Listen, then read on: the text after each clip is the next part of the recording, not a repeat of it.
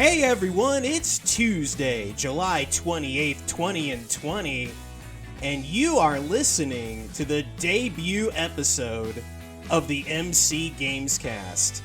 I am one of your hosts, Mitchell Behrendt, and allow me to introduce to you the other host of the MC Gamescast, Charlie Zarsuela. Charlie, what's going on, my dude? Hey everybody, this is going to be a fun time. We're going to have some fun. Yes, we are. A fun time had by all. Oh man, we have been so excited to bring you guys this podcast. It's we almost jumped the gun and wanted to do it yesterday, but we decided not to. We decided to keep on our schedule. But we're gonna have a great time here. We're gonna talk about what we've been playing. We're gonna talk some news. And then we're going to get into the topic of the day, which is part one of our gaming survey, the games of our lives. Charlie made a list based on our music survey that we did a couple weeks ago, and I think it's going to be a good time. We're going to have a blast, man. We derived this list out of. It was a list that we heard on a sports radio station. Actually, this list has been going around the internet regarding music. And we decided to incorporate it to video games. We love playing video games. And, music is one thing. But video games is, I don't know, I just feel that it is a lot more varied and a lot more broad of a topic. And it'll be interesting to see what answers we come up with. Because, like I've said, a lot of you people know us, but a lot of you don't. Mitch and I have been buddies for about almost 20 years now. God, we hang out, we have a great time together, but we don't necessarily see eye to eye on everything. So, no, we shouldn't see eye to eye on everything. We're going to have our differences, and that's fine. It'll make for great debates, and I can't wait to do that. Once we get done with that survey, part one, we're going to get into a little bit of mailbag. If you're hanging out in chat here on twitch.tv/Team Llama Squad, you can get your questions in for that mailbag, and we may answer your question later. Then we're going to end it with a little scatter shooting. This week is my week for scatter shooting. I can't wait to present that to you guys. It's going to be fun. It's going to be little quick hits. Little news items, a little bit of kind of quirky news, and maybe even a little joke at the end. And then we're going to take the thing out. But we start every week, and we're going to start every week with a little bit of what we've been playing. Just stuff we've been playing in the last week since we last talked, which technically, if we're going by the podcast, it's from the beginning of time. Because that's the last time. But Charlie, why don't you go ahead and get started? Tell me what you've been playing, my dude. Well, before we go into playing, I want to tell you something. All right. As a dad, my son has been potty training, and I think we've gotten past a lot of the major hurdles. As many of you guys know out there, we're dads and we don't have much time to game, and much of our time is spent with our little ones. And boy, you will come across a point when, you want to become fathers and mothers as well, where, oh man, you're going to hit this huge cliff of this unstoppable force versus the immovable object of trying to teach your kids and wanting to teach your kids how to potty, because there's financial savings, there's time savings, there's logistical savings that it's unimaginable. Like, I host, I have a channel, Charizard81. I've been playing Cuphead. I'm going to segue into that in just a second, but if of all the games I've ever played out there and all the bosses I've ever beaten, I've never had a moment of euphoric just elation than when my son went to the bathroom, went potty, flushed it, cleaned himself, came back and was like, "I'm done, Daddy." And Hell yeah. Hell Two yeah. fists Right? straight in the Yeah, air. I man. just Oh yeah. No, it's great. I've done it twice with my two kids, and when they and it comes it really comes kind of out of nowhere. Like you're sitting there and you're just getting at them. You're trying to get them to do it, trying to get them to do it, and then all of a sudden you're like, man, I don't know when this is going to get done. And then all of a sudden they come back and they all of a sudden they're like, oh, I went, I did it. I did it. they're like people now. I know. I don't I don't know if that's a good thing. I'm being told more Mitch in the chat. I don't know if I can give myself more. I'll try to get closer to this microphone. Thank you, Mean Green. All right, Charlie. What you been playing Anyway, besides Cuphead? so yeah, I wanted to get that out of the way first, but yes, I have been playing Cuphead, the 2017 game. I mean, a lot of arguments, the game of the year, available on Xbox One, PC, and Switch. That game is amazing. I mean, it represents all the golden age of cartoons. It's more than just boss rushes. Like, it delivers to you the greatest thrills and the most agonizing defeats that I have ever experienced in games ever. Like, and I mean, I've played my share of games from all the way back, Super Mario Brothers on the original NES to God of War to um, tons of games where the bosses it seemed to be unassailable, and when you just eclipse them and defeat them, just you find your way around them. Dark Souls is a great example of that, Right. where you just try and try and try again. You find the way through. You know what it reminds me of? It reminds me of playing Mega Man back in the day. Oh, sure. Trying to find the right strategy to beat the robot masters. Trial and error. Yeah, trial and error, exactly. And I've been watching your streams. They're very good, by the way. They're fantastic. I love watching them. I don't want to play Cuphead. I want to watch you play Cuphead. But you have this tendency to bang your head against it a little bit, and when you feel like you need to move on and try something else, you do. And I feel like Mega Man was kind of the same way. It's just so beautiful. Oh my goodness. Yeah. It's the art style of it captures everything about the golden age of cartoons to a flawless degree that I've never seen before in gaming, period. That's the pinnacle aspect of it. You have the platforming, obviously. You have those coin rushes where you go in, you can hone your skills there just by doing a simple platforming level. You have your RPG elements. Do I want the split pea shooter? Do I want the boomerang shooter? You give a little and you get a little, and it's just, there's a parrying system in this game, which I thought was bananas crazy, but it actually makes a lot of sense, especially in the hectic, the maniac. Oh my God, it's hard to describe the onslaught of obstacles and just overwhelming everything that is thrown at you. Right, and that you need all that. And I think the thing that strikes me, being a viewer of it and not necessarily playing, and obviously while you're playing, you may not necessarily get a chance to see it. The care that has gone into the backgrounds and what the backgrounds are doing while you're fighting these ridiculous bosses, just the how fluid the animation is for both the gameplay and what's happening in the background.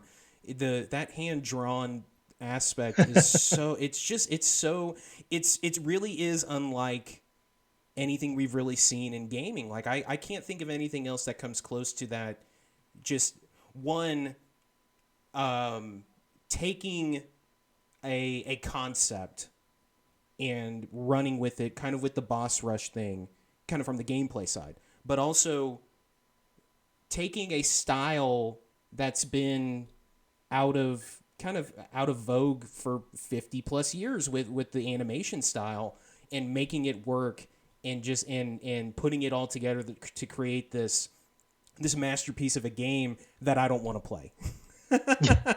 Well, and it's also the juxtaposition of throwing things that nostalgically you have come to love and enjoy with good feelings, and the fact that they are trying to kill you and maim you and destroy you with everything that they could throw at you. Exactly. I've never seen a candy corn more menacing. I've never seen a cupcake that I just wanted to just, take an M16 to. It's that game is fantastic. I urge people to play it, and I will continue to play it. Oh, yeah. Until it defeats me or I defeat it. So you people should absolutely watch Charlie do this on his stream. It really is fantastic to watch. Not only like watching him rage is funny. I mean, it just is, but also just watching him inch ever closer to defeating those bosses, and then he just has that breakthrough. It's this moment that him playing it. It's that sigh of relief, but you also, watching it, you kind of feel the same thing. Like I told you the first time that you were playing it, that when you beat the first boss after just going at him forever, like I'm sitting there fist pumping on my own to nobody. I'm sitting here at home doing just like, who am I doing that to? It's really fantastic. Well, and it's almost like it's an act of attrition because you were just constant. Like you saw me a couple days ago where it was only my second playthrough. However, the difficulty level just ramps up even harder. Right. And you have to find that flow again. And I honestly was scared. It was, an hour 15 in, and I'm like, okay, this might even not be my night. All of a sudden, I reel off every boss, you stepped away, maybe good luck. I don't know. Twice. Yeah. And all of a sudden I'm like, okay, let's do this some more. And and that's what's so engaging about it. Cause when you do find that flow, you don't want to step away. You almost feel bad about stepping away. Cause when you come back, you're going to have to find that it again. Yeah. Yeah. There definitely seems to be, when you put it down and you come back to it, you have to have that like 10 to 15 minute ramp up of, oh yeah, this is how you play this. This is how you play this game well, to kind of put you back in that place. I love it. Yeah, it's fantastic. That's what I've been playing so far. That's one of the games I've been playing. What else you been playing? Well, so we on this channel, we purport ourselves that we're mostly going to be playing older games or games that are not of this year. I've actually been playing one game that came out this year. Mm-hmm. As you know, I am a ginormous football fan. I'm not sure how things are going to go with this crazy COVID thing. So I decided to find myself a little nostalgia to go along with Cuphead. And on the iOS, I discovered this game called Retro Bowl. Okay. If you love Tecmo Bowl, which has been often imitated but never duplicated, which I do love. This is great. As close to it as you are going to get. Really? The looks of it, it's 8-bit, very simple. Huh. The gameplay, maybe that's the one shortcoming that it has, is that you only really play the offense. Mm-hmm. The plays are given to you. You have a chance to audible it out. So, and when I mean that the plays are given to you, they're already kind of drawn out on the field, kind of like Madden. So okay. You don't, pick plays. A play is presented to you. You can audible out all you want. You have two choices, obviously, run or pass. If you want to run, you just tap the running back. It's kind of like an auto run system, like the Mario iOS game. Okay. Super Mario Run. Sure. And you juke swiping the screen up or down. Okay. The passing system I really like. Again, just for simplicity's reasons, is that instead of, picking or choosing the player, based upon a button scheme, you are given the opportunity. You hold down the screen where the quarterback is, and you drag it backwards, which basically allows for an arc, a projection arc to show up. Mm-hmm. So you can float a pass in, you can drill a pass in, you can lead a receiver, you can switch off back and forth. If you're wanting to dump it off, and you see that he's covered, but you see that a receiver, you pull back even further and that you see the projection line go even further down the field, which I kind of like. That's because interesting. it gives you the, there is this tenseness that while you're looking at all the coverage down the field, the line is doing something. And so you gotta kind of keep, even though you got the small, iPhone screen, that's what I'm using as iPhone. You're focused a lot on the left side of the screen or the right side or the one side, but the other side there's a whole lot of chaos going on. So your quarterback is literally just standing there. He's a statue. He's Drew Bledsoe. Oh yes. There is a feature though if you want to. Yeah, no. Sorry. If you want to pass, if you want to scramble, you actually pass backwards. So you drag the instead of dragging, if you were going left and you drag to the right to pull the pass that way, you would drag towards the play, which, physics says that you're going to throw it backwards. But once you release it, your quarterback just breaks and runs. That's the default way. I've come to like that way. There is an option to do, the virtual pad on there, but I've gotten so used to this. It's just, it's fun. It's great. And honestly, the gameplay is one great aspect about this game. The devil in the details is the other one. That makes it more than just Tech Mobile. Just to name a few things, there's player management. You start off with a draft. Oh, the draft. Shit. Okay. Yep. You sold me. You draft players. These players then become stars. You sign them. You have a salary cap.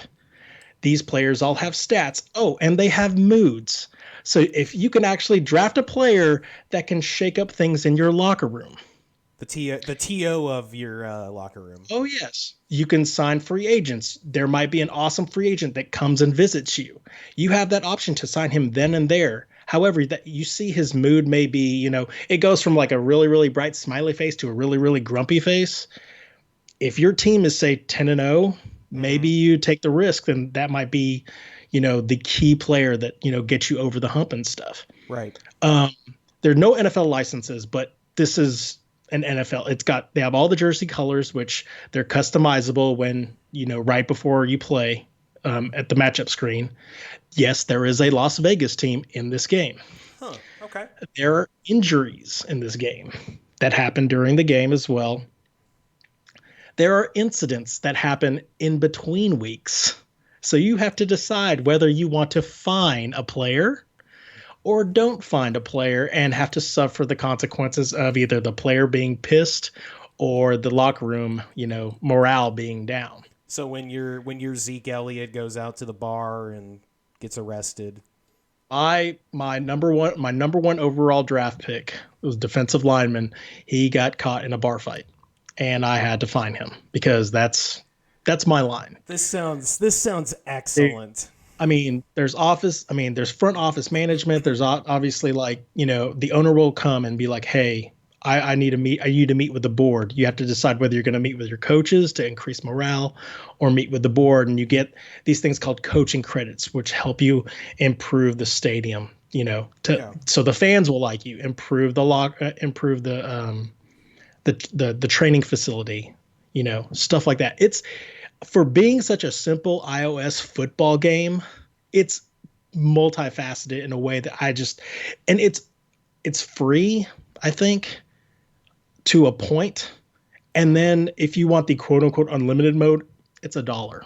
Oh, so that's it? Okay. Yeah. I thought you were about to tell me that they were gonna start hitting you with microtransactions to death. There are microtransactions to, if you want to buy more coaching credits, because the high dollar free agents can be pretty expensive. Uh-huh. But if you buy the game for $1, you already get 30 in there, which is plenty enough if you're a good team to spread it around.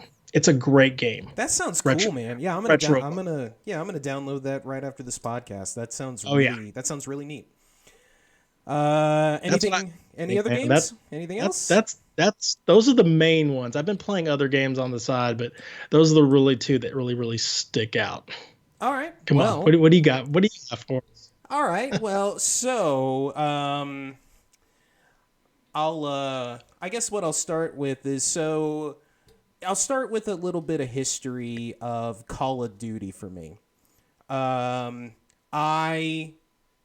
liked those first couple of Call of Duties way back, the World War II ones.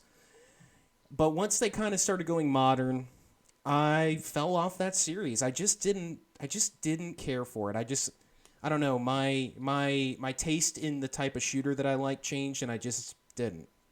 Just stopped liking it. But I love Call of Duty Warzone. A friend yeah, right. A friend of ours, Nico, our good friend. He told me that I should download it and play. It's a mode called Plunder, and what it is it's not your typical battle royale. Basically, what it is that you and up to 3 other squad mates. The whole point is to collect as much cash as possible. You can find cash on the ground. You can find it in little chests. You can finish contracts that you can find laying around, such as hold a certain, like a certain point, or target a specific player. Or you can collect cash off of people that you kill. And once the first team hits 1 million, you go into a 3-minute overtime, and whoever has the most cash at the end of that 3-minute overtime wins the match. I think the reason why I like it is that Warzone, the battle royale, for me, it's a little too high skilled for me. I'm not a Call of Duty person, so just going in there and trying to suss through 100 other people, trying to kill a bunch of them, that's just not. I mean, I want to keep trying, but I'm just not going to get there. So it's that combination of searching and taking out people and strategies of, okay, do you hold the money or do you put it in a bank? You could put it into a bank where it locks in that amount so you can't lose it. Because when you die, you lose 1/3 of your money. So if you're holding, I mean, if you're holding, which this has happened, if you're holding $500,000, yeah, you lose close to 200,000 of it, and it's, I don't know, it's just it. I've started to get the shooting down in that game, and I completely understand why people really swear by that series. So it's kind of the only thing that I really have been playing the last probably 4 or 5 days. But so yeah, I love it. It's free.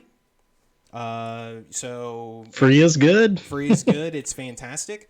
It has where you can unlock attachments for your guns and things like that. You can level up guns, so it's got that stuff. The other game that I've been playing, this is actually a game that came out this year too. It's called CrossCode, and CrossCode is a 16-bit era looking action RPG, kind of in the vein of Legend of Zelda, Secret of Mana, and kind of the games like that.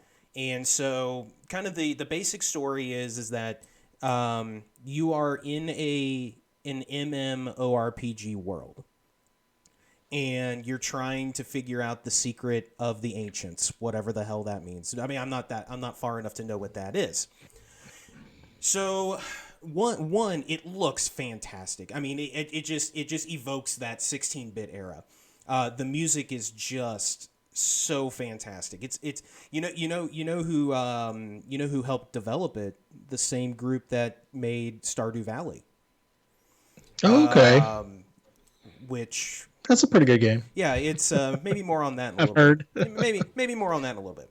But the thing that really captured me, aside from it just being, feeling like a good game, is, so I used to be an MMO guy. Like, I used to play World of Warcraft. I used to play, games like that back in the Guild Wars, even EverQuest, things like that. And this game, with its story and the world that it's created, it feels there's these MMORPG tropes that really hit home.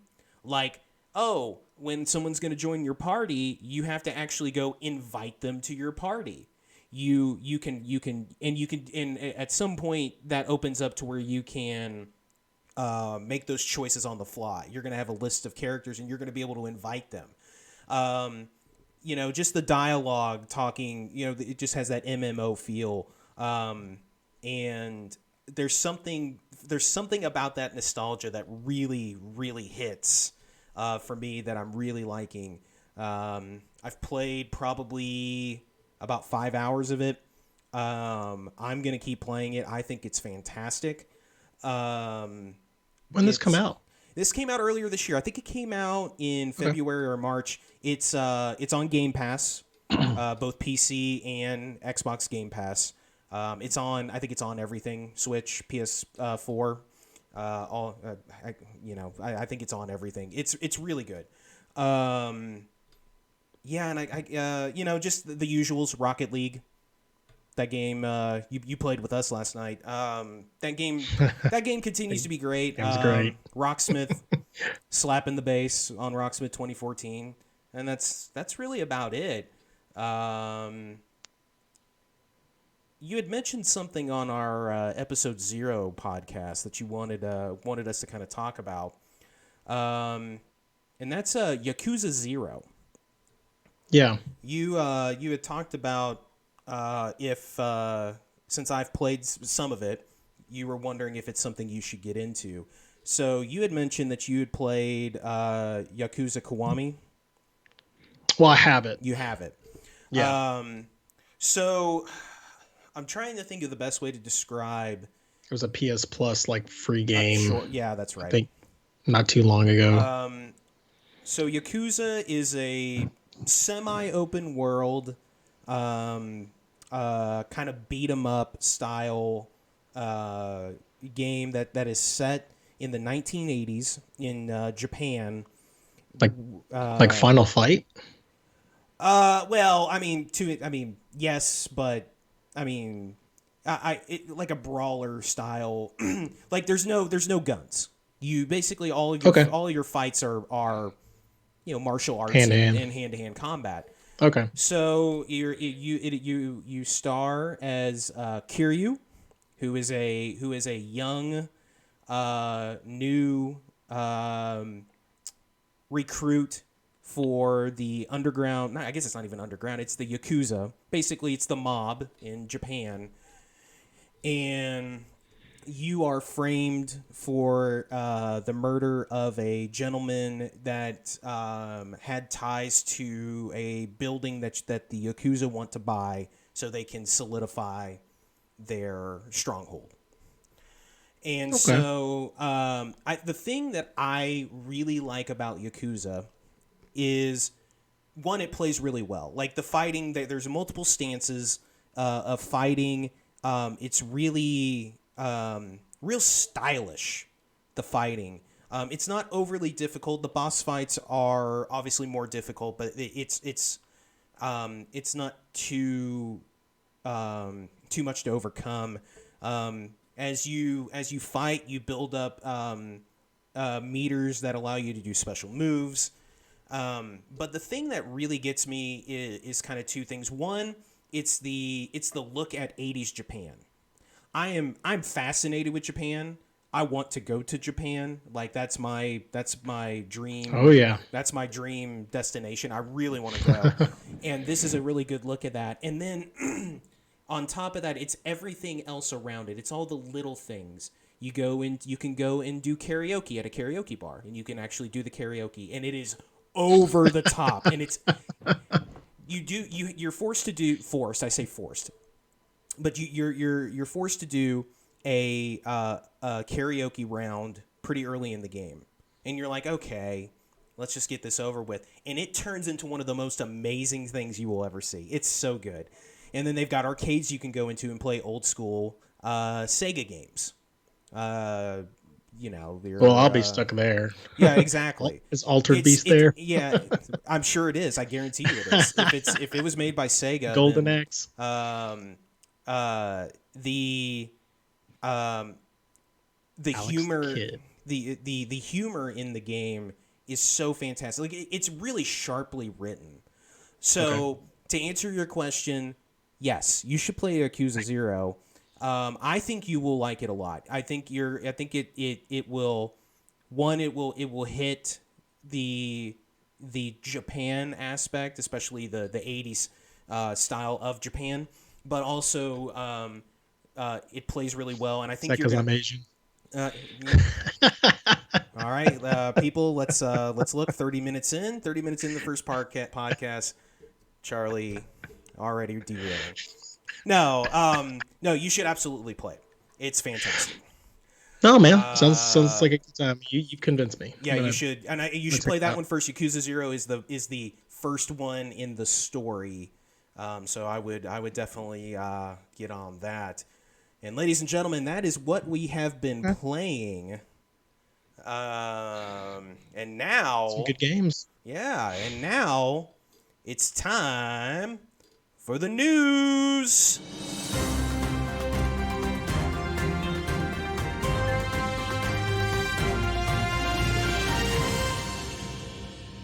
How about that? Nice little sounder to get us started. And to start us off, Charlie, why don't you hit us with the first bit of news of the week? Well, we got a couple things. We want to do a little memoriam for G4 news, 2002 to 2014. Oh, wait.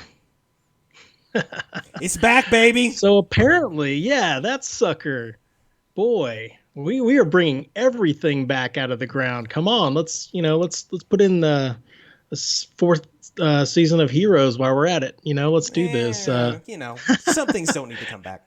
Man, I remember watching this thing and it being a huge time suck, just at the apartment and watch G4 obviously, but X-Play, Attack of the Show. Will they bring back Code Monkeys? I mean, look, that was one of the most sarcastic, ridiculous cartoons, and I loved it. I wish they would bring back Code Monkeys. No joke, Code Monkeys is a top 5 animated show for me. I love Code Monkeys.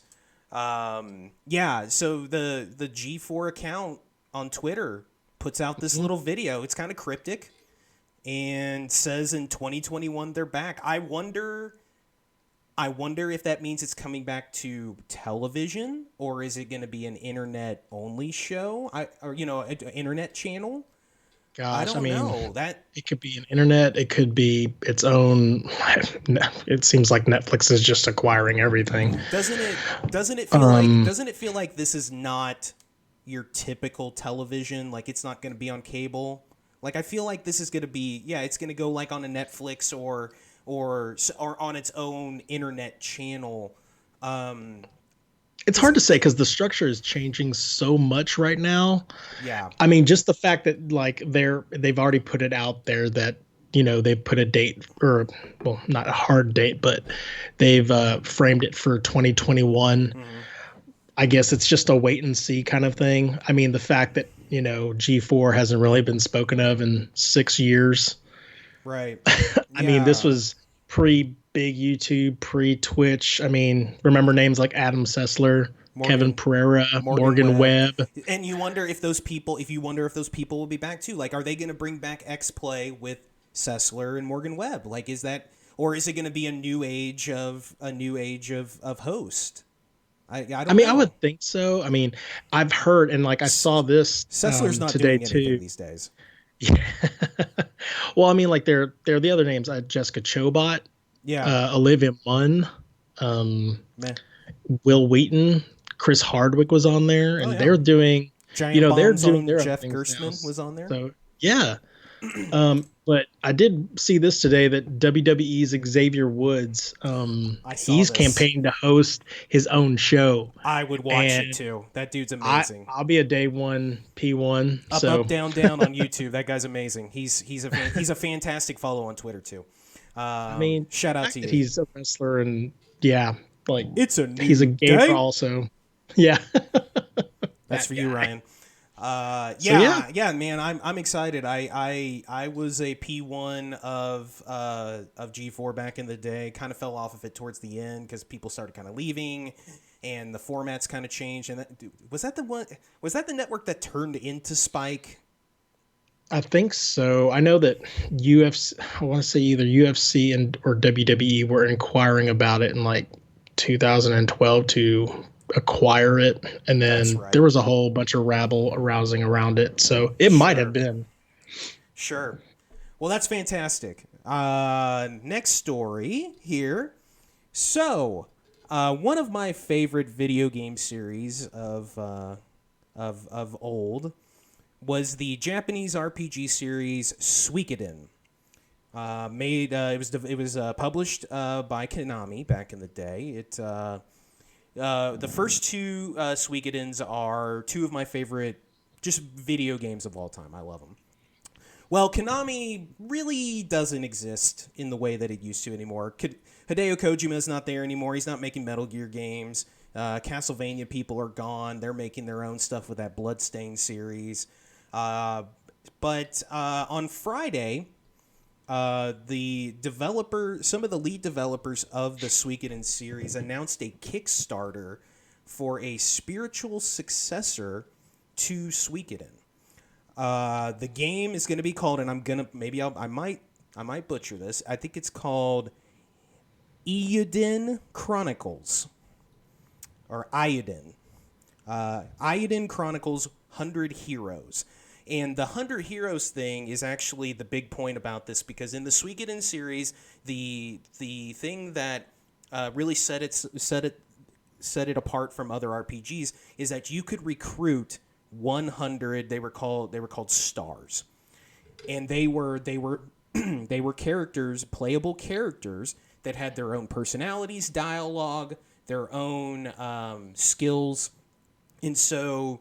The big thing about that game was let's collect all 100 stars. That's how you 100% the game and all that. So it appears that they're going to be doing the same. They put out a little trailer, kind of a concept of it on their Kickstarter, and they were going for a goal of $500,000 for a PC version. So this morning, yesterday, Monday, the 27th, they launched the Kickstarter. Well, in 2 hours, they broke $500,000. So they had a secondary. Can we do that here? All right. So they had a secondary goal of an additional $500,000 to get to $1 million, and then they announced that they would do a console version for the next generation of consoles, PS5 and Xbox Series X. Well, within hours they had broken that, and as of this recording, they have already raised nearly $2 million.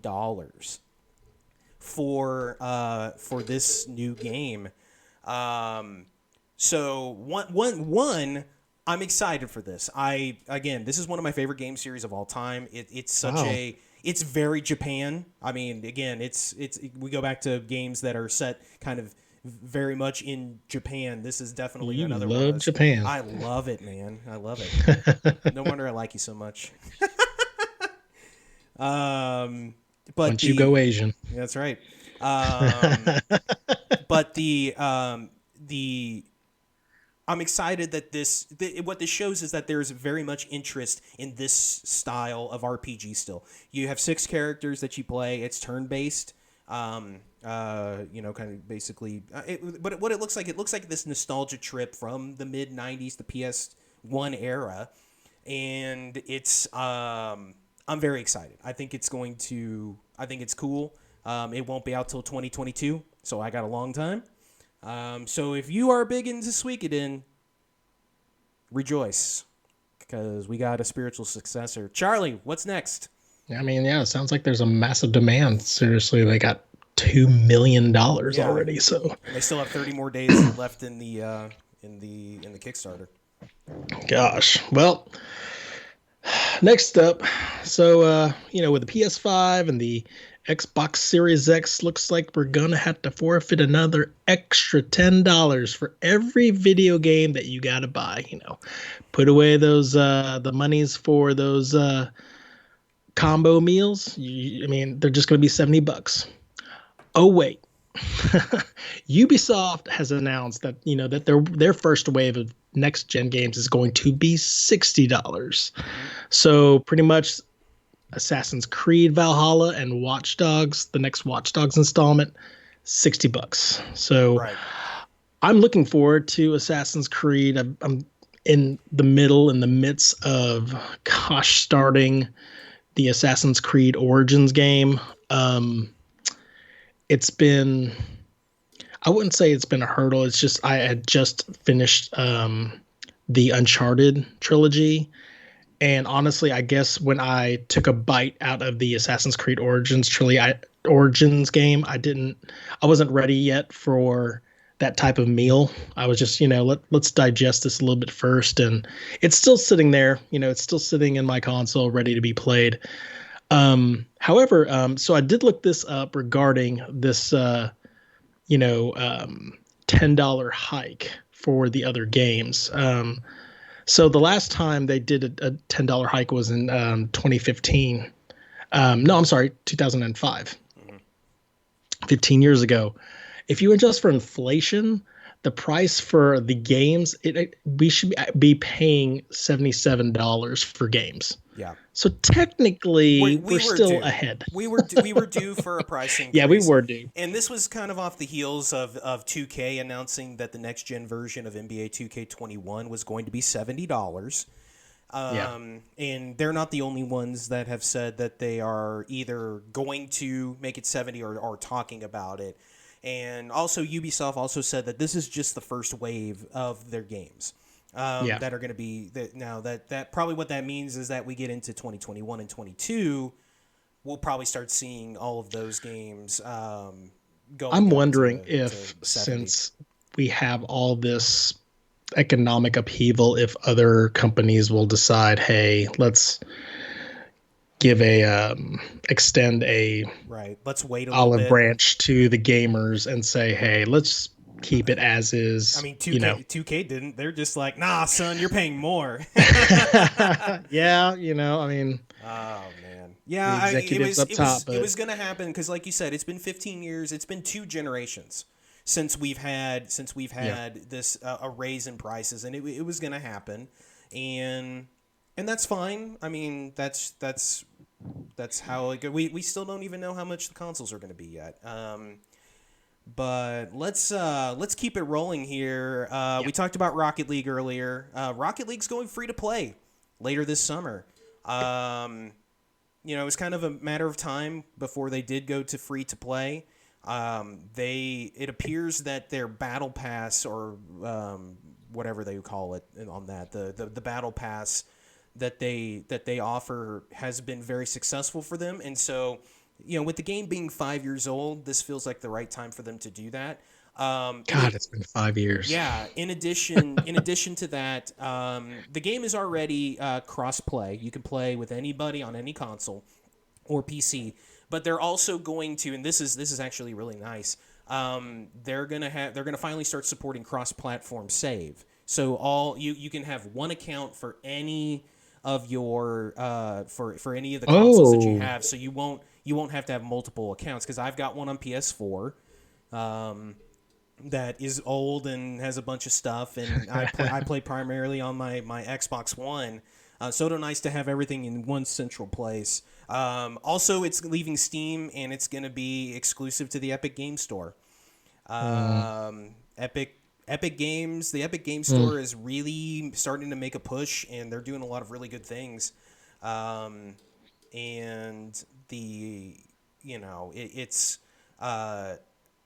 we're starting to see a lot of those exclusives for the Epic Game Store, and games that are actually old that are leaving the Steam page and going to Epic. So it's that's a whole other thing. Charlie, why don't we go ahead and your next story here? Why don't we save that for new releases? Okay, because we need to get into this Xbox showcase that happened last Thursday. Microsoft came out, and for about an hour or so, they did an E3 style showcase of games that are primarily coming out for the Xbox Series X. Now, what I should say is that a lot of them are also coming to Xbox One. And they showed their big ticket items. They showed Halo Infinite, State of Decay 3. Everwild was another one that kind of caught your eye. So I thought we might talk a little bit about kind of specifics, starting with Halo Infinite. That was kind of the big one. For me, Halo became very stagnant after Halo 3. Like, Halo 3 is one of my favorite shooters of all time. But after that, I kind of fell off. Halo Reach, ODST, I didn't play 4 or 5. Never been a Halo man. Yeah, this looks really interesting because it looks like they're finally taking the game more open world. Kind of you can pick up quests, including side quests and things like that. And one, it looks fantastic. I mean, look, next gen games look really good. They look fantastic now. But does it still look like? I mean, hey, it looks good. Maybe it's just the fact that I've seen, and we've both shared our opinions with each other regarding Red Dead, God of War, the Last of Us, the second Last of Us. They're just, maybe it's just, I don't know. To me, it just seems like I think Halo, it's gotten better, but to me, I don't see. Maybe you're seeing something that I'm not. That I'm just like, it still looks like Halo to me. So it does look like Halo. It's a Halo. Okay. It's a Halo-ass Halo game. To curb a quote from a great man. It's gonna be Halo. I think the thing that kind of piques my interest is that it looks like that they're at least attempting to expand on the Halo concept of, okay, you got all these same ass guns that you always had, go shoot those aliens. And they're trying to expand upon that with both gameplay and with the style of the game. Like I said, the more open world feel to it. Okay. That's not to say that I'm ready for Halo Infinite. I don't know. It's like I said, I kind of fell off of Halo a long time ago. Like I said, Halo 3 is a fantastic game. It's a fantastic co-op game. It's very good, but Halo feels like from a past time.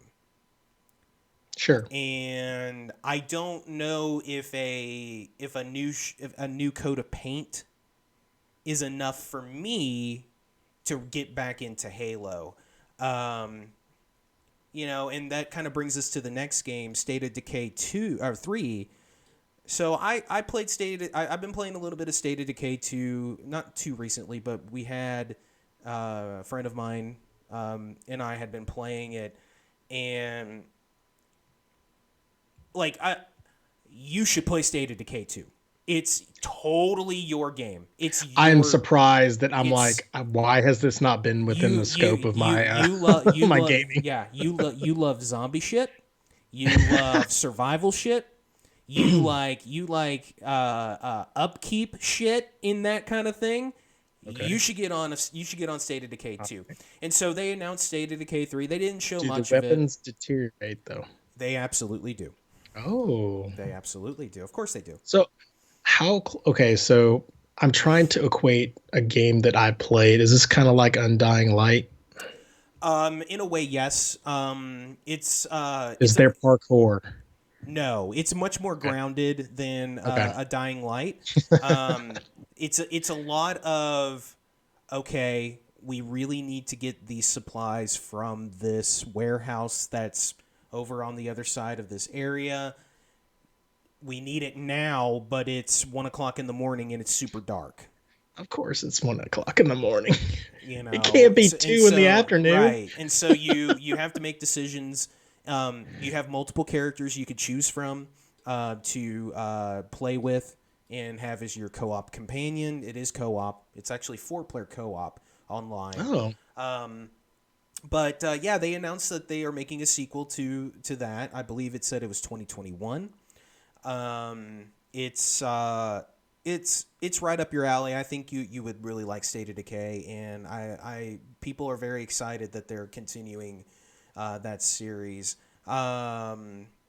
Charlie, we're all in a state of decay right now. Yeah, I mean, well, that's another thing is that it's totally they might as well call it State of Decay 2020 because that's but that's neither here nor there. Now, Charlie, fighting the COVID. You seem to the game Everwild seemed to pique your interest.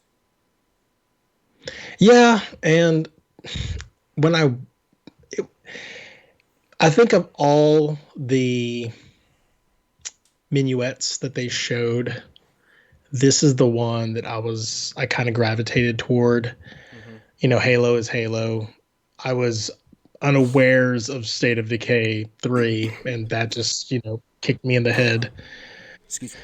Everwild looks like something different. It looks really, really nice. And then, I mean, Fable, we'll get to that too, but, it was, give me more. I mean, I played a good amount of Fable, but again, I hate having this nice bauble right in front of me, not to, brush aside Everwild. Everwild looks awesome, but I guess I just really want to get to like why you are excited about that little Fable piece, because I want it to, but okay. So I'm cautiously optimistic. So here's the thing, that very short video, all that was a, hey, we've got one more thing for you. Here's a title card. I love Fable 3. Depending on the day, is a top 5 game for me of all time. I love Fable 3. And ever since I finished... Fable 2 is better. Well, they're wrong. I'm just saying. Fable 3 is... It's good. No, I like Fable 3 a lot. So, that was actually the first one I... Yeah, so... just the trailer, the trailer, it's just, oh, hey, it's the Fable guy talking, and it's funny, and the little fairy gets squished or eaten by the frog. Oh, that's Fable. The thing I was watching, they said, I'm surprised there's not a fart in there somewhere, because that's Fable. But knowing that they are actually making a Fable makes me very happy. Again, who knows? That thing is at least 2 years away. It's but I'm the chicken chaser. Yeah, God, I might have to play Fable 3 again. But yeah, it's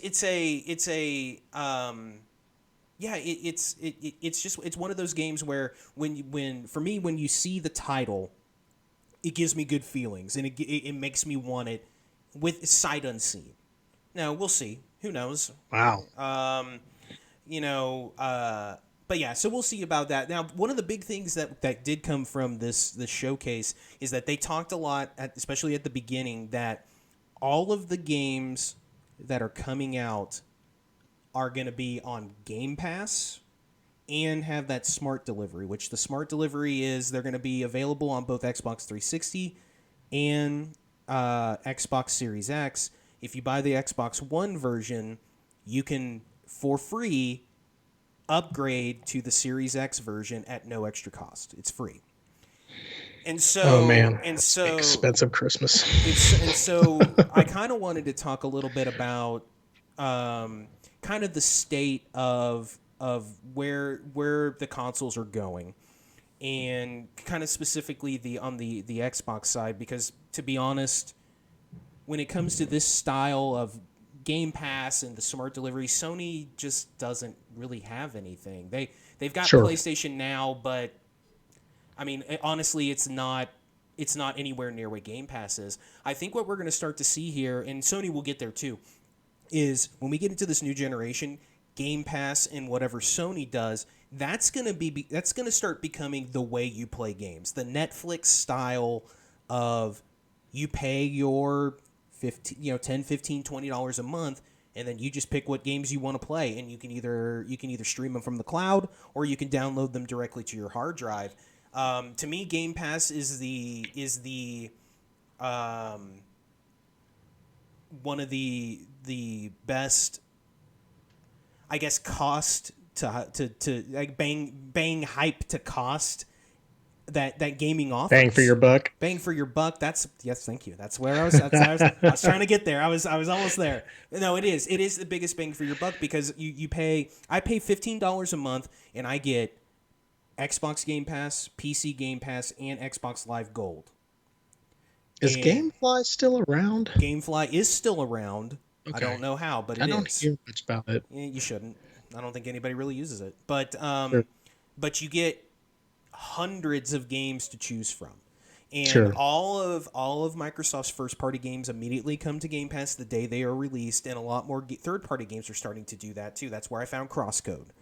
I have found so many really good games with it, and what they're also doing with the smart delivery is a very smart thing on their part. They're saying, hey, we know there's games that are going to be coming out on Xbox One that are also coming to next-gen consoles, but you may not want to wait. So you purchase Assassin's Creed Valhalla. Well, it comes out on Series X 2 months later. You buy Series X.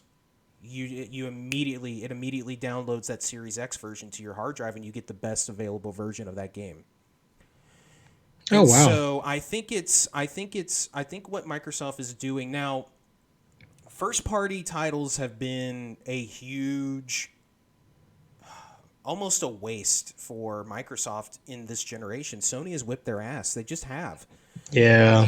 They've not been very inventive regarding their new IPs. You're talking about with Sony just in the last couple years, the God of War reboot, the Spider-Man reboot, your Last of Us, Charlie, I'm going to let you say it because I don't know. I guess apparently the Ghost of Tsushima. They are putting out Horizon. Yeah, Horizon. The whole entire generation. They have whipped their butt. They have whipped Microsoft's butt on that stuff. And they're going back to Halo again.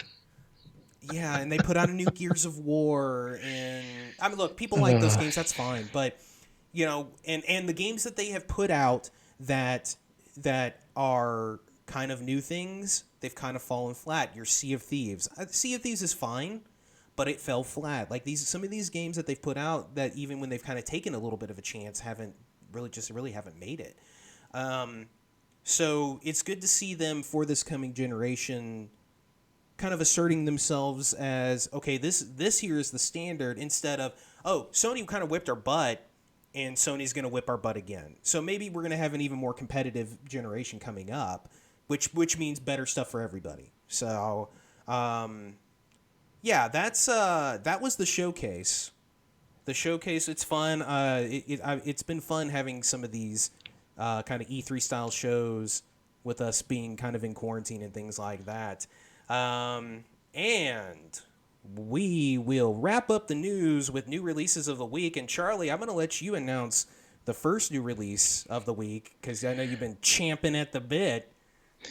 I'm excited because it's not really a new release, but when I found this out today, I was so happy for people who just own PlayStations. The game Cuphead, which I've been playing and streaming on Twitch, Charzar81, through my Steam account, through my Steam purchase. It is now available on the Sony PlayStation Store now. I could not believe. I literally was just looking up, some research, and apparently there was a leak, and there were several media sources saying that it was imminent, and the fact that it literally just came out today, and it's on sale for $19.99. So yep.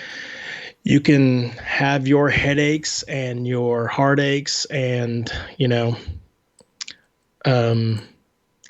beat your head on the wall trying to beat these golden age cartoons through the PlayStation now. It was the only console that had not received Cuphead because the Switch got it. Yeah, the Switch got it. It came out on Xbox. It came out on Steam, and yeah, I'm happy. That's fantastic. For people. Yeah, hey, it's just another place for people to play a fantastic game. Yes. In addition to Cuphead on PS4 today, that Destroy All Humans remake came out today.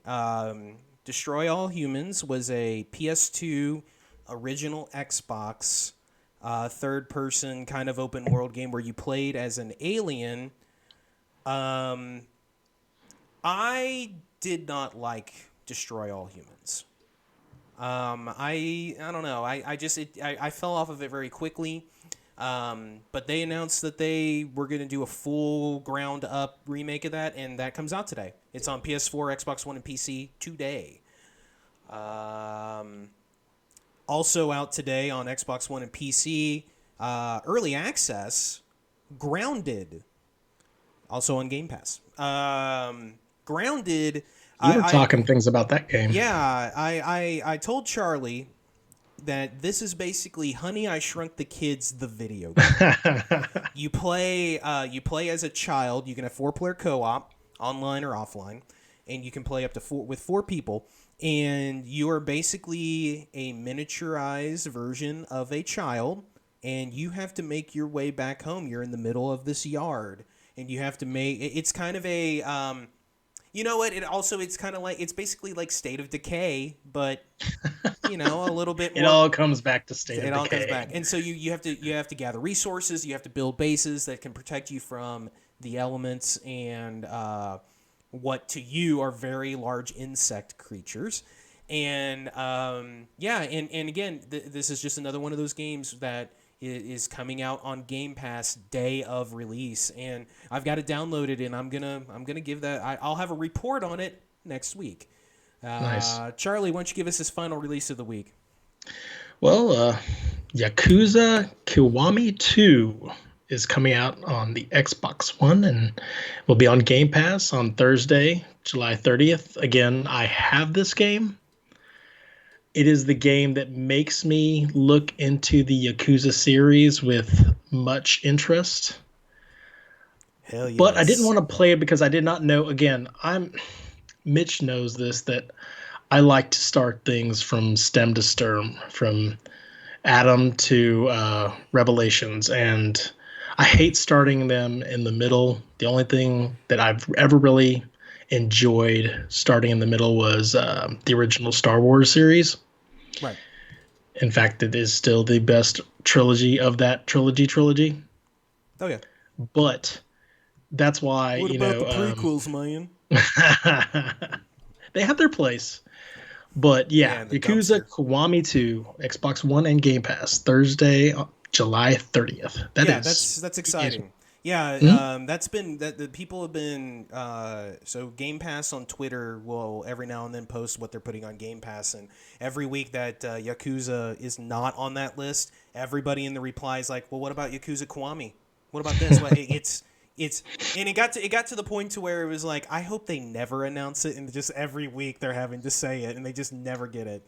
But good for them. I'm glad that people got what they want. Game Pass continues to be the best value in gaming.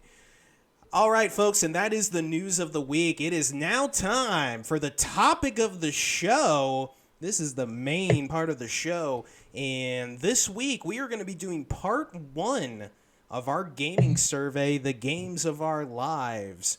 Lives. And so we're gonna go through this list. Charlie and I have both done this, and we're gonna go back and forth. We're probably gonna go ahead and do the first. There's 18 total questions, and I believe we're gonna do the first 6 today. So this will be a 3-part series. Kind of looking at the time here. But why don't we? What we're gonna do is we're gonna get the negative stuff out of the way, and we are going to start with the mother of them all. We're going to go with the game that you hate. Charlie, why don't you go ahead and start us off? Okay, I will first preface this with saying that I love video games. It takes a lot for me to hate a video game. Sometimes, though, to say that you hate a game does not necessarily mean that the game is completely atrocious. Sure. It is garbage.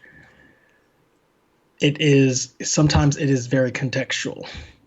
Okay. And again, so the rules for this particular survey were that we had to pick a game, and that game could not be repeated amongst the other categories. No matter the category, cannot have repeats. So the game that I hate is Mass Effect 3. Okay. All right. So wait, hold on. Before we go there, I need you to tell me now if you're going to spoil the end of Mass Effect 3. No. Well, Okay. I won't say what the end is. Okay, because I still plan on finishing Mass Effect 3 one day. All right, go ahead. I'm sorry. I won't say what the ending is. However, so Mass Effect 1, getting on this soapbox, Mass Effect 1 was this introduction to a new world. It was BioWare doing what BioWare does best. It was the RPG, the role-playing game in space. It was the space opera that everyone really, really was begging for. You know, we had KOTOR prior to, and then this game came and introduced us to all these new characters that we enjoyed the ride with, and it was fun. Well, and they just came off of Dragon Age as well, so we knew that they were going to be able to make it. They were going to be able to make a very, very good RPG. Correct. With Mass Effect 2, which is arguably one of the greatest games in a generation. Agreed. It upped the ante even more. It also incorporated more of an action third-person shooter, where at the time, you know, over-the-shoulder shooting was literally at its peak. You had this game, you had Gears of War also, right, that was bringing it and into... let's be honest, Mass Effect 1 did not play well. Especially after you play Mass Effect 2. It's a fantastic game. I love Mass Effect. I won't talk shit about Mass Effect aside from saying that it's not a good playing game. But Mass Effect 2 takes this to this next level where it was just like, wait, you made that one back there and now you have this? This is not even the same game. It took all the good things from Mass Effect 2 or Mass Effect 1 and made it better. It took all the bad things from Mass Effect 1 and made them good. Yeah. And that's why Mass Effect 2 is a great game. One of the best. Mass Effect 3 was the first game that I think actually it's the only game that I've actually gone to a midnight release for. I went to... Tell me, was that one? I went to what's his name? Edgar Renteria at GameStop. Edgar Renteria's GameStop. You know, we say that because the owner looked like Edgar Renteria. It was crazy. It was uncanny. You realize there's one person that understands that joke, and he may not even be in the chat right now. I know, but that was the first time I went to a midnight release because I was so excited. I even took the next day off to play this game. I enjoyed this game. I will say that right now. However, what this game did and what I expected of it, perhaps my expectations of this game were so inflated that it just could never be, I could never be appeased. Yeah. However, it took everything that you did in Mass Effect 2 and just kind of shoved it aside. To the point where they were literally you made all these relationships. You performed all these acts of gallantry, and you did the right steps to making sure that the right people, that everyone survived that, the very, very end of the game. And then all of a sudden you're put into Mass Effect 3 which shit is hitting the fan. The Reapers are all here, and they are bringing a host of new collectors along with them. However, to me, that game felt like EA decided to take their grubby little hands and fuck with the game to a point where it was no longer Mass Effect. Yeah. It had become an amalgamism of what it was prior to. I enjoyed that game for its RPG aspect and the fact that it had started to become an action third-person shooting game, but I did not want it to become what it eventually became. Yeah, and it really kind of I jump-started. can't hear you, buddy. Oh, Oops. it really kind of jump-started the I don't want to say the downfall of EA, but it really No. it really kind of started that kind of downward slope for EA, where then they do Andromeda and it's just hot garbage and it's broken, and I mean BioWare, but EA is a part of that. And then all of the loot boxes stuff and all the Star Wars stuff, and up until the previous Star Wars game that came out last year, Fallen Jedi, is that what it's called? Last year's?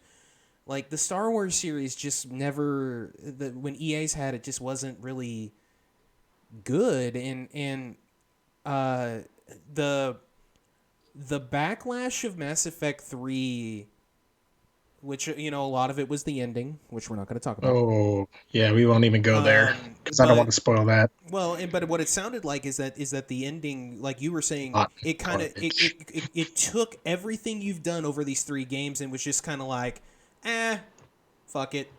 We're sure. To the point they released a download to replace the ending, right? Yeah. And that's that's really something when you do that. Yeah. When you have enough people that didn't make the game tell you that you didn't make your game incorrectly, that they're like, all right, we'll make it end the way they want it to. That's unbelievable that would happen, but it did. I will finish. So I will do things. I will watch things, and I will, because of my love and adoration for like a certain series or a certain actor or a certain game or movie, I will forgive it a lot for its shortcomings because no one's perfect. But the fact that when I finished this game, it was in the middle of the night, and it went to the ending. I literally dropped my controller and just screamed. What the holy heck WTF was that? And you don't. And that's the thing, is that games generally don't make you do that. I'll say this: last year's now I can't think of the name. The Kojima game from last year, the polarizing one. Crap, what was it? Death Stranding. That's mine, where it got to the story where I'm just like, what the hell is this shit? Yeah. That's still a good game. But we're not talking about that. But yeah, I'm probably 6 to 8 hours into it. Sure. And I am kind of feeling that. I'm kind of feeling it feels so broken from 2, even this early. There's those familiar faces, but they're kind of all they are kind of familiar faces. They like you. Sure. The thing that I loved about the first one, like I said, I didn't love the gameplay, but you got these relationships with these characters, Rex and Garrus and all these people. And yeah, Rex technically wasn't in the second one. He was, but you still had these returning people, but then I don't know, like I'm not feeling the same thing that I felt with the first 2 that I am with the third one. So, and I was going to say that the second one does exactly what the third one does. It takes the characters you took relationships with in the first game and just kind of made them side characters in the second game. But the second game was so, I guess it hit me more deeply. Mm-hmm. Because I played every inch of that second game several times over. I did every single thing in that game. And you were hoping that at least if there would be a possibility in the third game that these 2 worlds would collide in a more integral, interconnective form. Mm-hmm. Rather than like, oh, let's go to the old tried and true. Let's go back to the Mass Effect 1 characters. We'll bring in a couple of new ones. And then I won't dwell on this too much because I know that you have to do yours. But like one more thing was that I loved the multiplayer mode. Oh, yeah. It was a lot of fun. Yes. the fact I know that it was necessary yeah. in order to get certain endings of a campaign game, Yeah. I found completely That's outlandish and that's ludicrous. unbelievable that they would do that. Like I look, I understand that they want you to play your multiplayer game, but the multiplayer was good. You don't need a reason to do it. Just be like, hey, we got this multiplayer mode. It's a good mode. Don't add in, hey, get that Yeah. readiness up by If playing you online. Like, no, go screw off with that. I'm not gonna do that. if you want to do perks, or if you want to, make, okay, some of the stats of these players become better in the campaign, that's fine. But to adjust a whole story around it, no. Yeah, it's That's my game I hate. yeah, that's surprising. Yeah, the game I hate, Charlie. I think you already know, but my game. Okay, so this series is one of my favorite series of all time. I love this series. I love just about every single game in this series, and even the ones that I don't really care for, I like them enough. But this game is just like it's not the worst game I've ever played, but it's the game that I hate the most, and that game is Final Fantasy 13. Final Fantasy 13. I had that there. Uh, Final Fantasy 13 was coming off the greatness of Final Fantasy 12. And Final Fantasy 12, they took that game in a different direction than they had in the previous 10 offline. Sure. We can get into that weird history of naming way later, but 12 How many there are. 12 they made it more streamlined. It was less turn-based, it was more kind of action RPG. And I thought it played great, and a lot of people agreed. Well, they come back with 13, and they immediately go back to turn-based. And I'm not saying that turn-based RPGs are antiquated and aren't and can't be done in kind of the modern gaming era, but they missed the boat big time on this. The characters are awful. They're just nothing memorable. Let me just tell you how memorable those characters are. I can remember one character name, and it's the girl Lightning. And the only reason I know that is because in the third Final Fantasy 13 game, they made 3 of these. It's called Lightning Returns. I don't remember. Didn't you buy this several times over? So I have a history with this dumb game. So I bought it when it came out. I played it for the first 10 hours. I hated it. Got rid of it. And then before you go, wasn't this they say that like you had to have played this game a certain amount of hours before the game actually starts? Many hours, and I didn't. I played 10 hours and I didn't get there. They held your hand. It was just, and the characters are just, they're not memorable. There was a character, there was a black character who had a nice big afro, and he had a little chocobo that lived inside of his fro. That was awesome. I don't remember his name. No, either. Xavier Woods. Shit. Well, I remember that. But yeah, so I got rid of it, and then about a few months later, I was like, man, maybe I didn't give it enough of a shot. So I bought it again. Got even less into the game, and was like, oh yeah, I remember, this game is shit. Got rid of it. Tried it one more time after that, and finally gave up. It's just there's nothing memorable about it, and it's amazing to me that a game in my mind just went so poorly that it came back with 15, Final Fantasy 15, and I love 15. I think 15 is a fantastic game. They went back to that kind of action RPG style, and I love it. And I love all those turn-based ones all the way through, some more than others. I think Final Fantasy 7 is overrated. That's not mine for that category we're coming up, but I think it's overrated. I think it's fine. I think Final Fantasy 8 is a great game. 10 is a great game. Charlie, you know this. Final Fantasy 10 is a fantastic game. But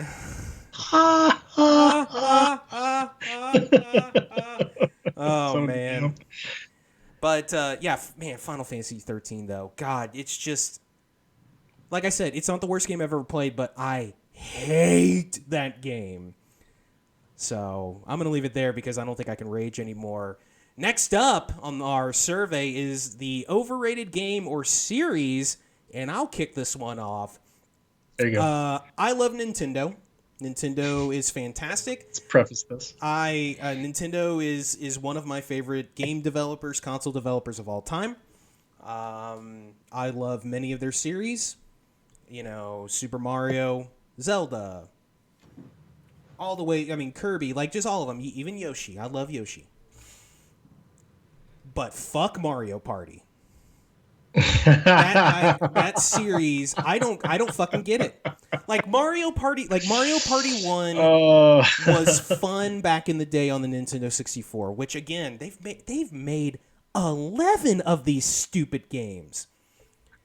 The mini games aren't fun, the game boards aren't fun. It's fucking miserable. What is wrong with you people? Mario Party sucks. Dan Reichert, you're wrong. There's a certain novelty to play. I mean, the fact that look again. That first one has some novelty. You didn't really see games like that, like the kind of the board game thing, kind of the board game aspect. Like, and when you had 4 people, that first one is fine. Bumper balls, come on, bumper balls are great. That game's still great, but as it went along, the imagination kind of went away. Like the game, the imagination that they just the games. There was way too much iteration, and they didn't do anything new with it. And again, they've made 11 of those suckers, and they're all bad. And I just can't. I can't with Mario Party. I hope this last Super Mario Party. Go fuck yourself. God. Go ahead, Charlie. Tell us how you really feel. All right, Charlie, what's your overrated game / series? Well, I mean, you've already kind of spoiled mine. I like some of the Final Fantasy games. I've not played all of them, and I tried playing Final Fantasy VII. I understand what the story is. There have been movies made about this world. I don't get it. I'm like, there are better games. There are better games with better gameplay. Like you said, 8 is, I think, superior to 7 in that aspect. Depending on the day, it's my favorite game of all time. Wow. Yeah. I won't go that far, but it is very, very good. It is, there's so many games out there. I'd have to slot as like, top 100. But, 9 was the first one I actually played. What was that card game in 9? That was Tetramaster. Tetramaster, yes. So good. Like, man, God. It was so good that it was even in the online version of Final Fantasy 11. I played that more than the online game. I played Tetramaster inside Final Fantasy 11 more than I played Final Fantasy 11. 10, obviously, for obvious reasons, it was the first one that, it had audio cues in it. It was on the PS2. I fell in love with the straightforward and simplicityness of it. I know that a lot of people, thought it was an easier version of Final Fantasy. Yeah, I don't know. Maybe that's just me, but I thought it was fine. I thought the difficulty was fine. I put 100 hours into that sucker, and all my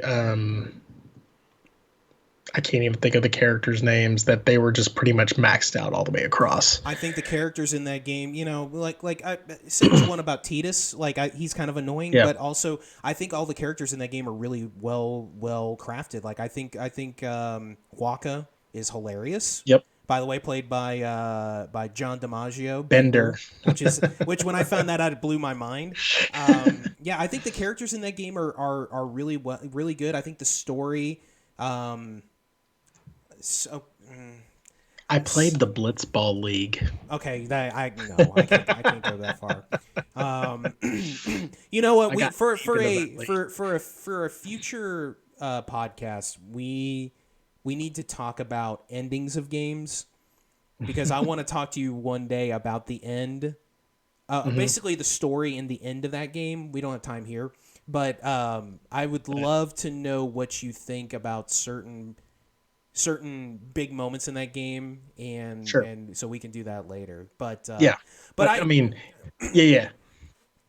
Yeah, I can understand the being, thinking that Final Fantasy is overrated, like, because there are, like, again, I think Final Fantasy 7 is one of the most overrated games of all time. Like, Sure. I think people are like, ooh, big swords, those guys are awesome.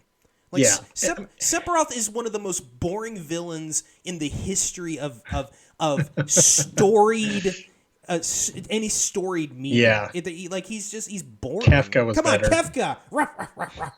Oh, Kefka. Kefka is a fucking badass. He won. Yeah. I mean, and to be honest, like, perhaps it's the fact that I had played a lot more Final Fantasy prior to playing Final Fantasy 7, and that it was, to take one of your terms, Tropic Thundered for me.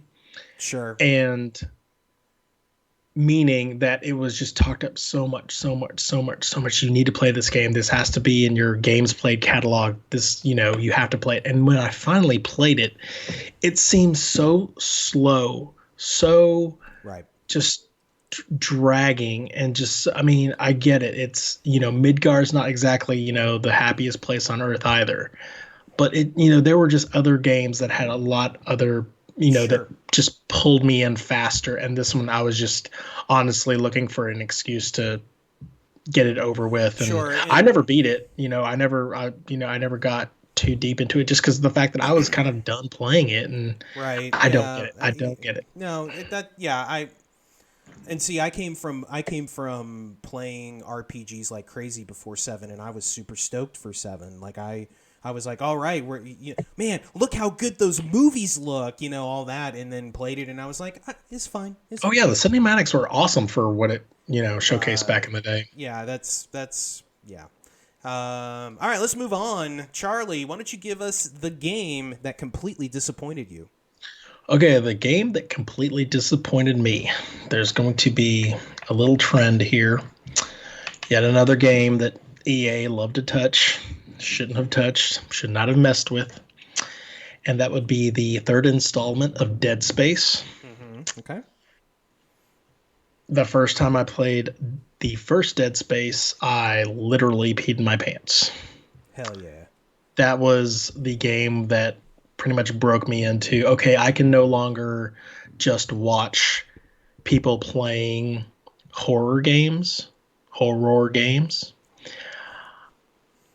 I can now play them without, being too scared to just like turn it off. Dead Space 2 was, it ramped things up. It got a little more action-y, but there was still a level of macabre that, still, I enjoyed it. Dead Space 3 is not scary. Dead Space 3 is boring. Dead Space 3 is a lot of people complained about the microtransactions from from what was the Star Wars? Battlefront. Yeah. Battlefront 2.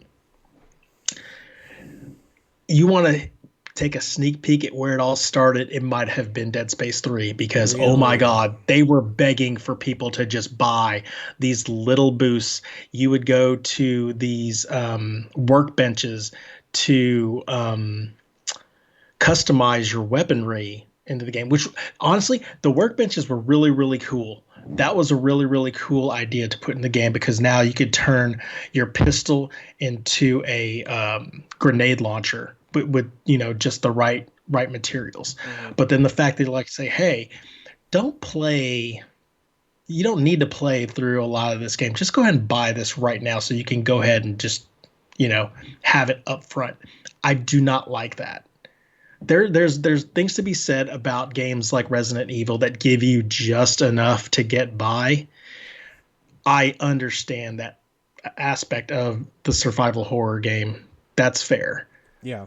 But to just straight out, buy your way through a game, that, that has never settled well with me with any game, first of all. Because one, I'm just not going to, I don't feel like I need to fork over my hard-earned money to excel even further when I could just get better.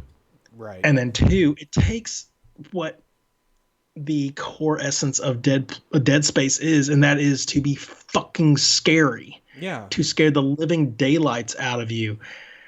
There were portions of that game where, and they got, not to deviate too much, but yes, that the game wasn't scary. The missions were boring. You would have a team that you were with, and then all of a sudden something would happen. The floor would break out, and you would, oh, I got to find my way back to the team. Trudge, necromorph, trudge. Hey, I'm back with my team. Oh, this team needs an item that needs to be acquired, but only you can go get it. Oh, okay, well, bye.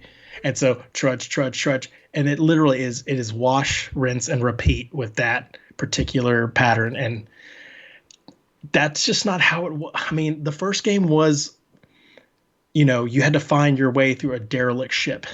That's kind of the core essence of that game, but things were just jumping out and scaring the crap out of you. The second game, you were trying to fight through Isaac's, PTSD of everything that happened in the first game. The third game is a loot chase folly.